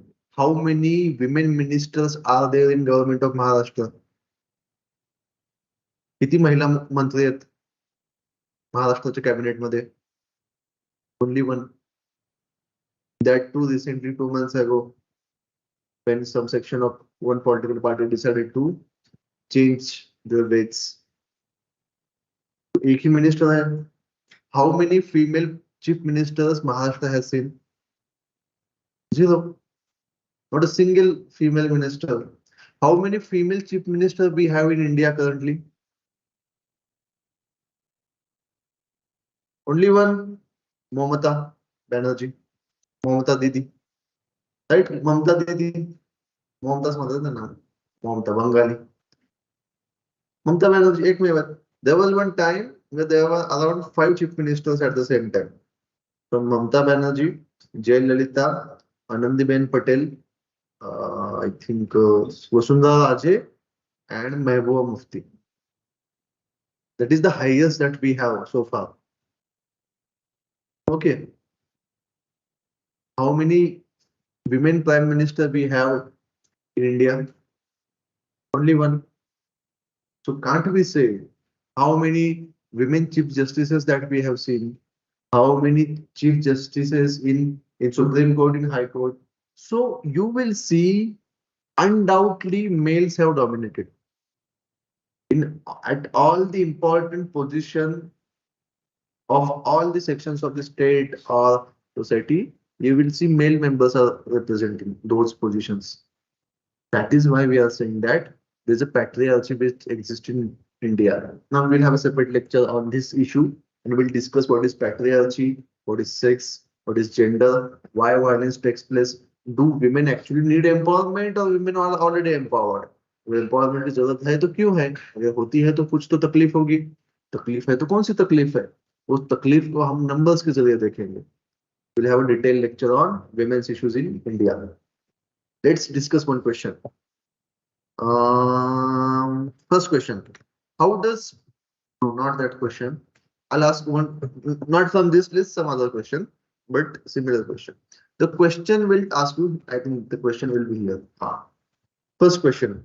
Empowering women is the key to control population growth. Interesting, isn't it? It is talking about women empowerment, and the consequence, the positive consequence of that women empowerment is population control. तो women empowerment होने की वजह से क्या population control होगा? होगा? Why? How these things are related? Sit down, it's okay.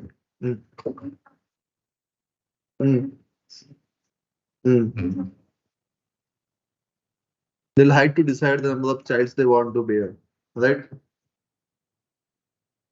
So the empowered woman will have that right on her own body, so she can take that call. Okay, that can be definitely one of the very important reasons. What else?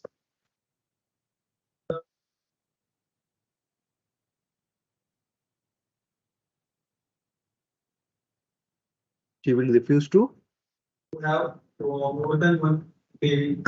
More, okay, again, the number of kids that she wants, she can take that call. She will have that decision-making powers because she's empowered. Yes, absolutely. What else? काय होईल? महिला सक्षमीकरणामुळे लोकसंख्या नियंत्रण कसे काय होऊ शकते? अशा कुठल्या गोष्टी आहेत जी सक्षम महिला करेल, जी कदाचित सध्या करू शकत नाहीये, पण जेव्हा ती सक्षम बनेल तेव्हा ती करू शकेल. So again, that right. See, if you want to stop the pregnancy, you want to operate, you want to take that call, so you will be in that position. Okay, Azun. Wonderful. How? Explain educating the next generation.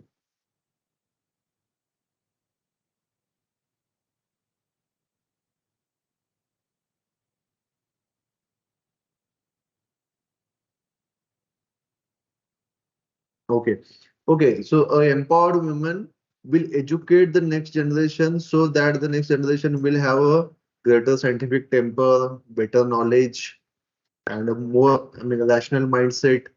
So that will be, like, if you may not remember, you are quite young to remember, but I don't know, you may have seen that. In Maharashtra government, when it decided to, run this literacy program, साक्षरता अभियान चालवलं होतं, तेव्हा त्यांनी असे काही slogan लिहिले होते, असे भिंतींवर लिहिले असायचे.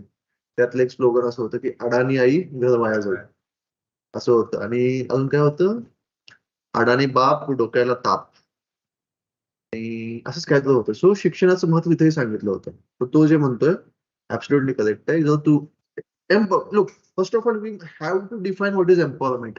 जब आप कहते हो कि empowered women, which means what? सक्षम महिला, सक्षम झालेली, सक्षमीकरण झालेली महिला म्हणजे काय? एक तर ती शिक्षित असेल, will be well educated. ती फायनान्शियली इंडिपेंडेंट असेल, should not be dependent on anyone. ती हे असेल, ती मानसिक शारीरिक दृष्ट्या कणखर असेल. So first of all, when we are saying that women are empowered, we must know what is empowerment. आज कोणत्या अशा अवस्था आहेत ज्या पास होऊन महिला अशा अवस्थेला पोहोचेल की ती वल्नरेबल नसेल. ती वल्नरेबल कोणकोणत्या aspect मध्ये असते त्याची माहिती पाहिजे. तुम्ही जे सांगितले, एक तर number of childs that she want to have, she can take that right. First of all, she will be well educated, will have that scientific temper, so she can use birth control, contraceptive and all those things. She will be well informed person. तिला माहिती असेल या सगळ्या गोष्टींची, त्या अनुषंगाने ती माहिती घेईल. ऑपरेशन बद्दल तो बोलला तशी ती काय तर कॉल घेऊ शकते. Most importantly, when you will have such women in huge numbers, such women, the empowered women in huge numbers, that will definitely break that myth that boys are superior than girls. So you will not have that adamant demand that I must have boy. ठीक आहे, male child preference हट्ट जो असतो की मुलगाच पाहिजे, तो का असतो? आणि काही गृहीतक आहेत, certain अजम्पशन्स where it is believed that boys are somehow superior than girls. लेकिन जब ये बिलीव ही नहीं होगा तो ज्यादा लड़का होने के लिए ज्यादा बच्चों की जो चाह है वो नहीं रहेगी. नाउ देयर मेनी फैमिलीज जहां हम देखते हैं कि 3-4 लड़कियां हो चुकी है, लेकिन फिर भी वो लोग चांस लेते हैं क्योंकि वो चाहते हैं कि लड़का हो. तो ऐसी चीजें नहीं होगी. अगर एक ही लड़की हो तो लोग वही रुकना शुरू कर देंगे, क्योंकि लड़का लड़की में कुछ फर्क ही नहीं होगा. Right? So we can have a list of all these things and we can write all these things. For that, we may use some numbers, some data from government, and we can write your answer. Okay, another issue is next point in your syllabus, population and associated issues. Okay, now you must know that we have recently crossed that stage. We have surpassed China. We are number 1 in the whole world in terms of population. Earlier we had that, I mean, it was believed that we will reach that stage by 2030. 2030 तक हम वहां पहुंच जाएंगे, ऐसा हमने prediction किया था. लेकिन इंडियन लोगों को लगा कि क्यों इतना वेट करना है. चलो, सो हमने 2023 में ये लक्ष्य हासिल कर लिया है. Not a great news actually, but this is the position. Now with all this population, we have many issues. For example, we need to resolve the issue of poverty. We need to resolve the issues of unemployment, limited resources and huge population. We need to have that balance, make that balance. ठीक है, ये काफी कुछ हमें हासिल करना है. Next issue is poverty and developmental issues. So poverty के India is one of the nation. We can say that World Bank once said that 1/3 of world's poor live in India. दुनिया में जितने गरीब लोग हैं उसमें से 1/3 तो इंडिया में ही रहते हैं. तो पॉवर्टी के लिए इंडिया के नंबर्स अच्छे नहीं है. तो काफी ज्यादा पॉवर्टी इंडिया में. तो पॉवर्टी होती क्यों है, उसकी वजह क्या होती है, उसके इम्पैक्ट क्या होते हैं, उसकी हिस्ट्री क्या रही है. Are we always like that? उस पर कुछ सोशल इम्पैक्ट, मतलब कुछ सोशल कॉजेस क्या हो सकते हैं? क्या पैट्रियार्ची भी पॉवर्टी के लिए रिस्पॉन्सिबल है? क्या कास्ट सिस्टम भी पॉवर्टी के लिए रिस्पॉन्सिबल है? क्या कम्युनलिज्म भी पॉवर्टी के लिए रिस्पॉन्सिबल है? So will see all these things in detail. We'll have a separate lecture on poverty. We'll see that. In poverty measure कैसे की जाती है, उस पे ऊपर भी काफी डिबेट चलती है. गवर्नमेंट ने कौन कौन से एफर्ट लिए हैं पॉवर्टी एलिवेशन के लिए, कौन कौन सी वेलफेयर स्कीम्स इंट्रोड्यूस की है, उन स्कीम्स के लैकुनास क्या है, ये सभी चीजें हम पढ़ेंगे पॉवर्टी के सेशन में. Okay, now question. COVID-19 pandemic accelerated class inequality and poverty in India. I'm showing you this question just you to understand, in order to you to understand. Questions on Indian society are generally current affair based. ये question है जनवरी 2021 का. COVID-19 कब आया था? In India we saw lockdown in March 2020, right? तो उसके 9 महीने बाद जो पेपर हुआ, 9-10 महीने बाद, उस साल के पेपर में क्वेश्चन आया है। मतलब कोविड की फर्स्ट वेव चल ही रही थी तब यूपीएससी ने क्वेश्चन आपसे पूछा है। I am deliberately telling you, showing you this question so that you can understand most of the questions in Indian society will be based on current affairs. ठीक है, तो उसके लिए पढ़ाई क्या करनी है, will talk about that, but just to give you the idea. Okay, क्या पूछा है कि कोविड-19 की वजह से आपके देश में इनइक्वालिटी, ज्याला मराठीमध्ये विषमता म्हणतात, इनइक्वालिटी और पॉवर्टी बढ़ गई है. वाढली का पॉवर्टी कोविडमध्ये? ऑब्वियसली वाढली. लॉकडाऊन आहे, लोकांचे जॉब गेले, people are nothing, have nothing to do, right. But what is inequality? Poverty तो ठीक है, चलो हमने पता है हमें, गरीबी. What is inequality? हाँ,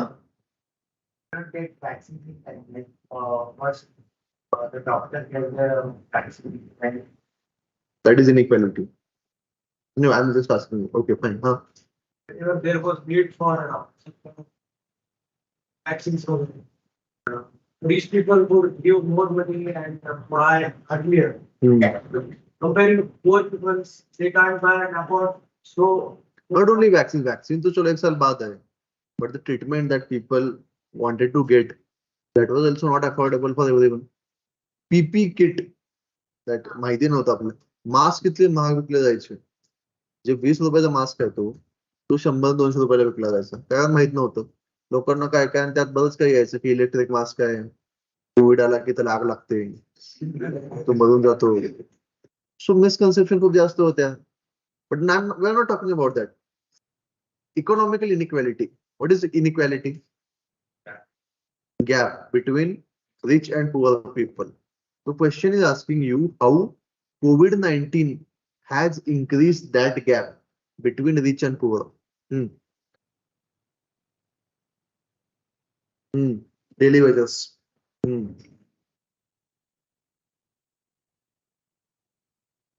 Absolutely right.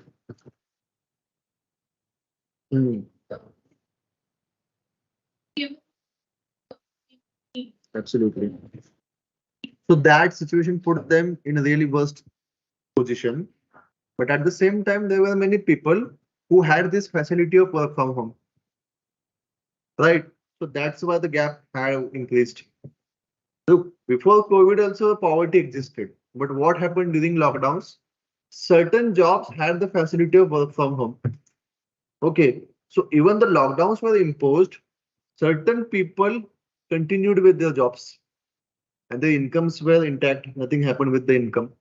But at the same time, there are a number of people, daily wages which she mentioned, घरामध्ये काम करणारे मोलकरी नसतात, जो आपके घर में काम करने वाली जो आपके पास जो हेल्पर आती है, ऐसे काफी जो जॉब थे. कपड्याच्या दुकानामध्ये कामाला जातोय, हॉटेलमध्ये वेटर म्हणून काम करतोय.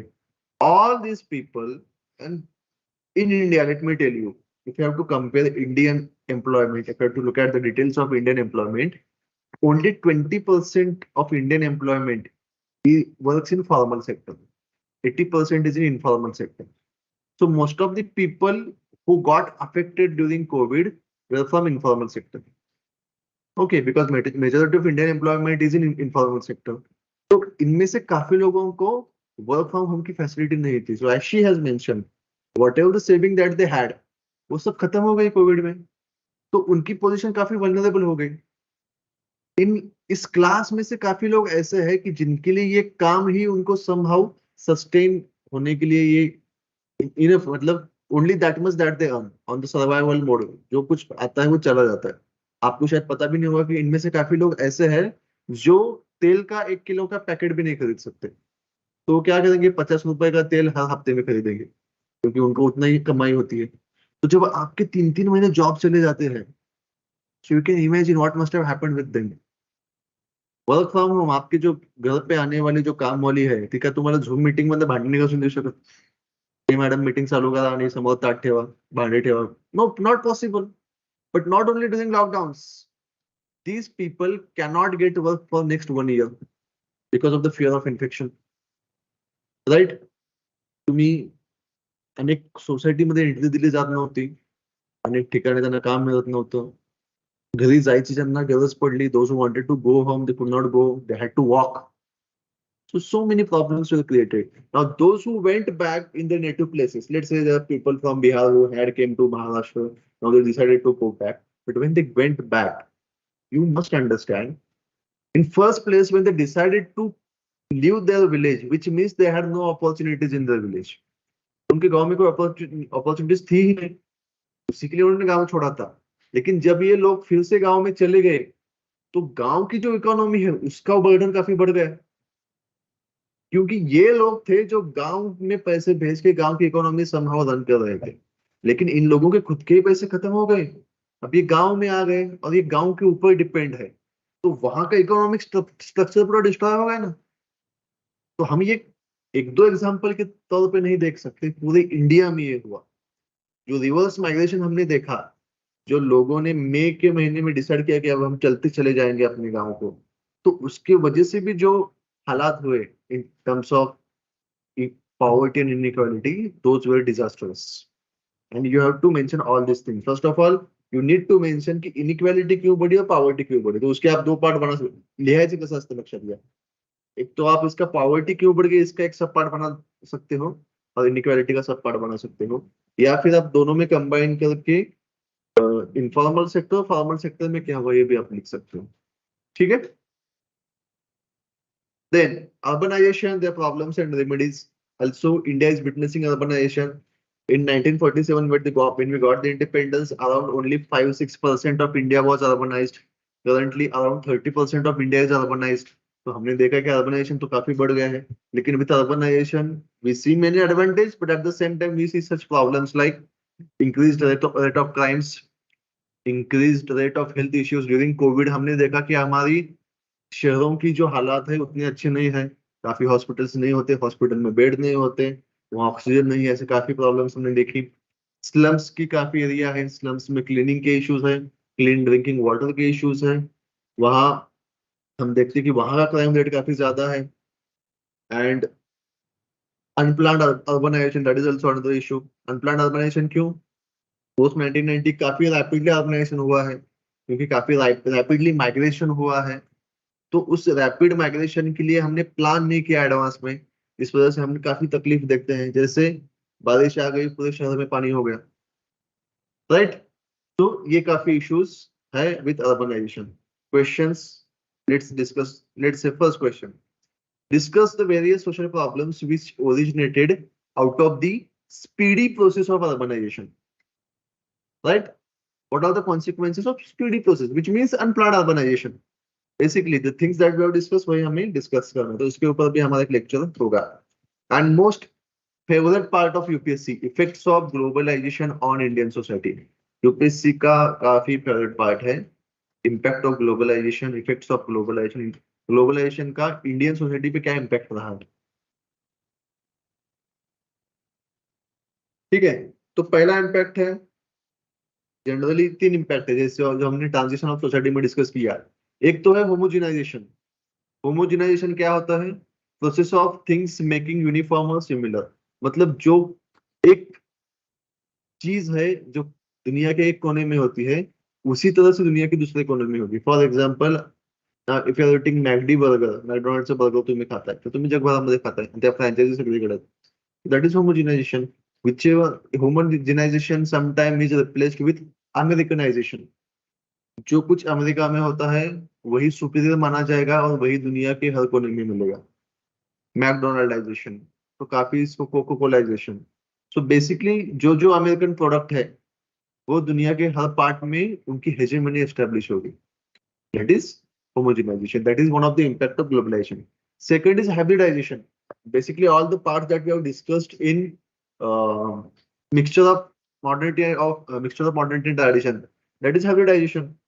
Okay, what is hybridization? You want to celebrate certain festival, but you want to put its post on Instagram or WhatsApp. That is hybridization. आप दिवाली में आपको फटाके उड़ाना काफी पसंद है, लेकिन फटाके is not Indian, using Chinese material for that. Most of the toys are Chinese now. That is hybridization, right? So entry of external products or external culture in your own culture and mixture, that is hybridization. Homogenisation में आप एक देख सकते हो, कुछ चीजें हमने देखे, कुछ नए फेस्टिवल हमने सेलिब्रेट करना शुरू कर दिया. For example, celebration of new year is not part of India, but people are celebrating. Generally, everyone is celebrating New Year's. Okay, New Year celebration, then something Valentine's Day celebration, Mother's Day, Father's Day. All these days are somehow considered as homogenization. But the third part, that is revival of local culture, is an reaction to that homogenization. तो हम कभी कभी अगर आप, again you are quite young, but sometimes people will send you a message on 27, 28, 29 December that do not celebrate New Year on 31st December or 1st January. We must celebrate New Year on Gudi Padwa. Right? आपला सण तो असतो, हे असतो. तो message पाठवणार आपण celebrate करत असतो संध्याकाळी 31st La. But this is nothing but revival of local culture. People who think celebrating Valentine's Day is against culture will come together, all single people, on 14 February, and will visit all the gardens in the city and will tell those couples ki tumcha घरी सांगतो. These people are representing revival of local culture. Those who think all these things like celebrating everything which is considered as Western, they consider those things as attack on their own culture and they want to revive their own culture. So all these are nothing but the impact of globalization. Okay, so in detail we'll study how globalization impacts family system, how it impacts caste system in India, how it has impacted religion and communalism, how it has impacted marriage system. Again, there was one question on Saturday regarding marriage system in India, how it has impacted media, how it has impacted women in India. There was one question, what are the positive and negative impacts of globalization on Indian society? Okay, how it has impacted old people in India, how it has impacted youth, how it has impacted SC, ST category, and how it has impacted disabled, or we are calling them Divyang recently. So impact of globalization in all these sections. So these are the questions which will be there in our question paper. Let's see some sample questions.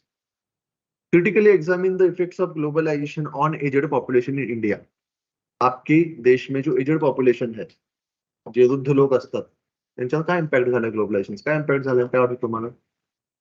How it has impacted aged population? हुआ है कुछ impact aged population पे? उसके लिए first of all we need to know what is globalisation. But broadly, let's suppose for the sake of this particular question, globalization is when in 1990 government of India decided, globalization तो उससे काफी पहले से हो रहा है, लेकिन अगर प्रेजेंट कॉन्टेक्स्ट में हमें बात करनी है, जब हमने तय किया कि हमारे मार्केट दुनिया के लिए ओपन होंगे और दुनिया की मार्केट हमारे लिए ओपन होंगे, तो काफी हमने मिक्सचर देखा. इकोनॉमिकली हमने काफी चीजें ओपन की खुद की. तो integration of economics and societies of all over the world, दुनिया के हर एक दूसरे के साथ जो इंटीग्रेशन हुआ, इंटरमिंगलिंग हुआ, मिक्सचर हुआ इकोनॉमिक्स का, सोसाइटीज का, कल्चर का, that process is broadly known as globalisation. तो ग्लोबलाइजेशन के प्रोसेस शुरू होने के बाद आपके देश की जो एजेड पॉपुलेशन है उन पे क्या इम्पैक्ट हुआ है, क्या देख पाते हो आप, क्या जनरल ऑब्जर्वेशन तुमसे? Yes, wonderful. Now there are many diseases for which treatments were not available in the past, but because of technological development in the medical field, now treatments are available for certain issues. So definitely medical facilities are available in much greater number compared to past. Yes, that is good impact. And impact can be both good and bad. असं काही नाही की negative impact फक्त बघायचे. We have to look at both the impacts. So wonderful, absolutely right. What else? Who is giving pensions to the aged people? That is because of globalization. Impact of globalization. What is happening with the aged population is not that question.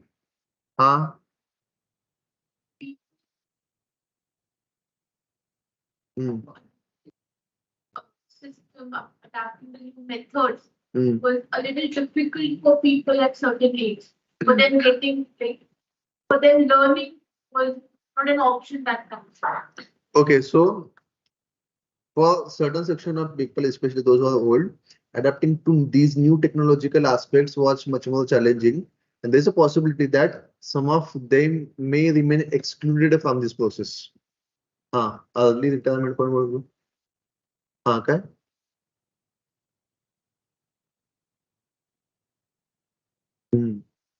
असं किती लोक आहेत माहित नाही मला early retirement घेणार आहे. But okay fine. अजून what else? Negative impact. So one negative impact which he has mentioned, one positive impact which he has mentioned. Cool. What else has happened? Because of technological development, impacts on local markets. How?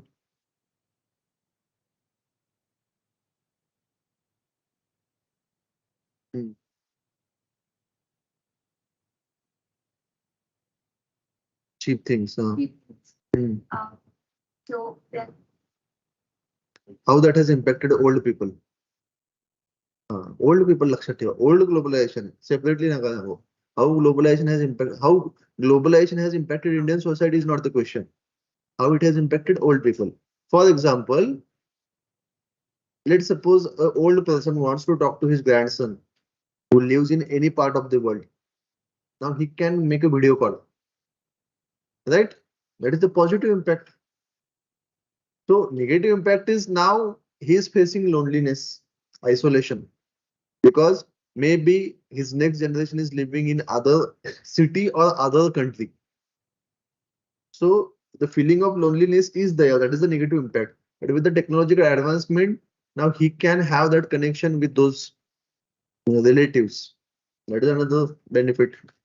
Now he can make WhatsApp call enough even to his doctor. उसके लिए doctor के appointment लेके line में खड़े रहने की जरूरत नहीं है. टाइम ले लो, वीडियो कॉल कर लो, काम हो जाएगा.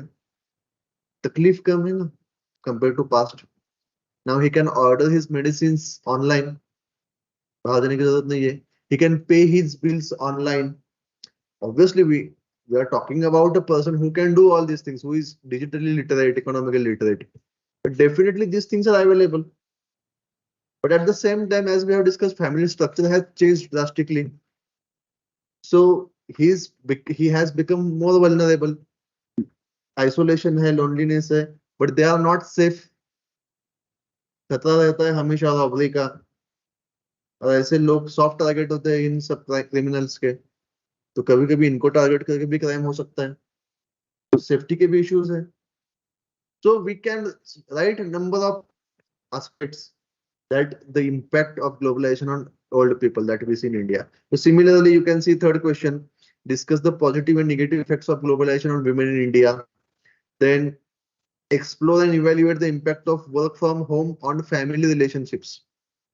Again, lakshat gaya. Current affairs based question. Second question, what is cryptocurrency? How does it affect global society? Has it been affecting Indian society also? Again, a current affairs based question. I am deliberately showing you these questions so that you can get the idea. If you read these questions are not difficult. अगर मैंने आपको बताया कि अभी चलो कुछ लिखने की कोशिश करो, everyone will write definitely at least 6 to 7 lines at least. और जिनका थोड़ा बहुत पढ़ाई की, जिनको आदत है, वो शायद पूरा आंसर भी लिख ले. तो आपको दिखाने का इंटेंशन यही है कि paper is not that difficult and it has good marks. ठीक है, ज्यादा मुश्किल नहीं है. तो अभी सबसे आपका जो कॉमन सवाल होता है कि पढ़ना क्या है, what are you supposed to read. Generally let me tell you, even if you are from CBSE और स्टेट बोर्ड, अगर आपको पॉसिबल हो तो 6 से 12 के एनसीईआरटी, आप सभी एनसीईआरटी जितना पढ़ोगे उतना अच्छा है. ठीक है, nothing wrong in that. But exam specific आपको ये 2 एनसीईआरटी ज्यादा इंपॉर्टेंट है. 12th के 2 एनसीईआरटी है सोशियोलॉजी के. इसके सिवा 11 की भी 2 एनसीईआरटी है. You can read them also. Okay, so these 2 NCERTs 12th, just remember 11th and 12th sociology NCERTs. 2 each. 11चे 2 आहेत आणि 12चे 2 आहेत. ठीक आहे. Any book other than this? No. Please do not read any reference book for Indian society. Why? Because I have shown you the questions. आपको कुछ पढ़ना ही है ज्यादा, to go back to standard 6th to 10th and read those NCERTs. That is absolutely the right way of reading rather than reading any reference book. Are there any reference book available in the market? Yes. Yes. But I have shown you the questions. And the questions are current affair based. तो कोई book आपको help नहीं करेगी. आपको जो basic understanding चाहिए वो NCERT से मिल जाएगी. ठीक है. तो उसके सिवा ज्यादा कुछ मत पढ़ो. जो चीजें आपको पढ़नी है वो है newspaper. Newspaper is the most important source for Indian society, but not now. आपको शायद और किसी फैकल्टीज ने बोला होगा या नहीं बताया होगा मोस्ट प्रोबेबली. अभी आप जब फर्स्ट ईयर में हो तो आपका फोकस न्यूज़पेपर पे ज्यादा नहीं होना चाहिए. At the most you can read 1 article per day, या कभी कभी एक ही न्यूज़पेपर लो, पूरे हफ्ते में वही पढ़ो. That is enough. आपका न्यूज़पेपर पढ़ने का इंटेंशन 2-3 आपको गोल अचीव करने हैं आने वाले 5-6 महीनों में. एक तो आपको जो लैंग्वेज है न्यूज़पेपर की उसके साथ फैमिलियर होना है. दूसरी बात होगी आपको थोड़े बहुत आपकी वोकैबुलरी इंप्रूव करनी होगी. उसके लिए आपको कॉन्शियस एफर्ट्स लेने पड़ेंगे. ऑटोमेटिकली नहीं होगा. For example, make a diary, have a habit of reading और by hearting at least 10 words per day. तो कुछ अगर आप सिंपल हिसाब भी लगा लोगे डेली 10 वर्ड्स का लॉजिक से, तो आने वाले 1 साल में आपके लगभग 3600 नए वर्ड्स आपके मिल जाएंगे. आपको पाठ केलेले, नुसतं वाचायचे नाही, पाठ करायचे. फक्त 10 डेली शब्द पाठ केले असं सोपं लॉजिक लावलं ना, येत्या वर्षभरामध्ये 3500 शब्द तुमचे पाठ होते. ज्याच्या जोरावर तुम्ही खूप चांगलं लिखाण आणि खूप वेगवान वाचन करू शकाल. उद्यापासून न्यूजपेपर घेऊन मी 3 तास वाचतो, that won't help you. Get a newspaper, read that for whole week. That is enough. आपका शुरू में फोकस होना चाहिए reading NCERTs. That has to be the focus. जितने एनसीईआरटीज पढ़ोगे उतनी कंसेप्चुअल क्लैरिटी आएगी. एनसीईआरटी से आपका फाउंडेशन काफी स्ट्रांग होगा. जैसे आप एनसीईआरटी पढ़ के खत्म करोगे, उसके बाद जब आप न्यूज़पेपर पढ़ोगे, that reading will be really effective. Let me tell you one example. Let's say there are 2 people who are reading newspaper. One who has studied the whole static syllabus. That is the first person. And second person is the first person, like you guys, someone from you, जिसने अभी शायद static की उतनी पढ़ाई की, जिसका politics से पढ़ के नहीं हुआ, इकोनॉमी की अभी शुरुआत नहीं हुई, हिस्ट्री का थोड़ा डर है मन में. ऐसे हालातों में अगर आप बैठ के न्यूज़पेपर पढ़ना शुरू करोगे, ये एक ऐसा बच्चा और दूसरा ऐसा बच्चा कि जिसका ठीक से पढ़ हो गया है. Obviously, the quality with which the first person will read newspaper will be much greater than the person who has just started study. क्योंकि सेकंड पर्सन जब गवर्नर पे कोई आर्टिकल पढ़ेगा तो उसको पॉलिटी में गवर्नर क्या काम करता है इसके बारे में ठीक से जानकारी है. उसके राइट्स क्या है, ड्यूटीज क्या है, रिस्पॉन्सिबिलिटीज क्या है, अपॉइंटमेंट कौन करता है, सेंटर स्टेट रिलेशनशिप क्या होता है, उसका स्ट्रगल क्या है, उसके बीच में गवर्नर का क्या, इन सब चीजों के बारे में पता है. उसके बाद he is reading that article. And the first person who knows nothing or knows really less about that topic, he's reading that article. तो उन दोनों के कॉम्प्रिहेंशन में सिग्निफिकेंट डिफरेंस होगा. Getting it? तो अभी ज्यादा फोकस नहीं करना है न्यूज़पेपर पे. एक article daily, that is enough. Other than that, just start reading NCERTs. Again, it will depend on the time that you have. आपके पास कितना समय है. आप कुछ ऐसी ग्रेजुएशन कर रहे हो जो काफी टाइम कंज्यूमिंग है, ऑब्वियसली टाइम कम होगा आपके पास, और तो उनको खुद का शेड्यूल बनाना पड़ेगा, टाइम निकालना पड़ेगा. जिनके पास ज्यादा समय है, डिस्टेंस एजुकेशन, एक ओपन यूनिवर्सिटी में ऐसा कुछ, उनका चैलेंज और भी बड़ा है क्योंकि उनके पास टाइम ही टाइम है. तो उनको लगता है कि ये कभी खत्म नहीं होगा टाइम, लेकिन जैसे 1-2 महीने चले जाएंगे आपको गिल्ट आने लगेगा. तो let's not do something like that. Create a time table, make a schedule and start studying. Okay, we'll stop today. We'll be meeting in future. If you have any question, you can meet me. Goodbye.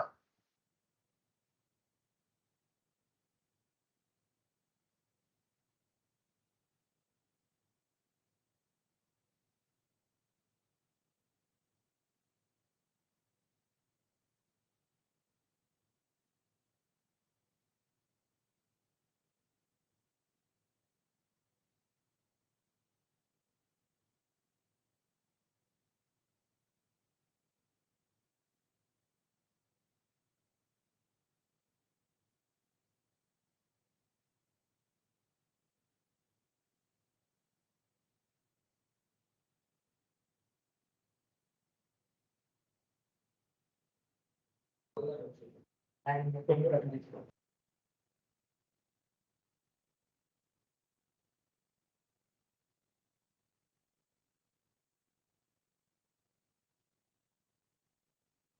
बोल. मराठी मीडियमचा आहे हम्म. तर मला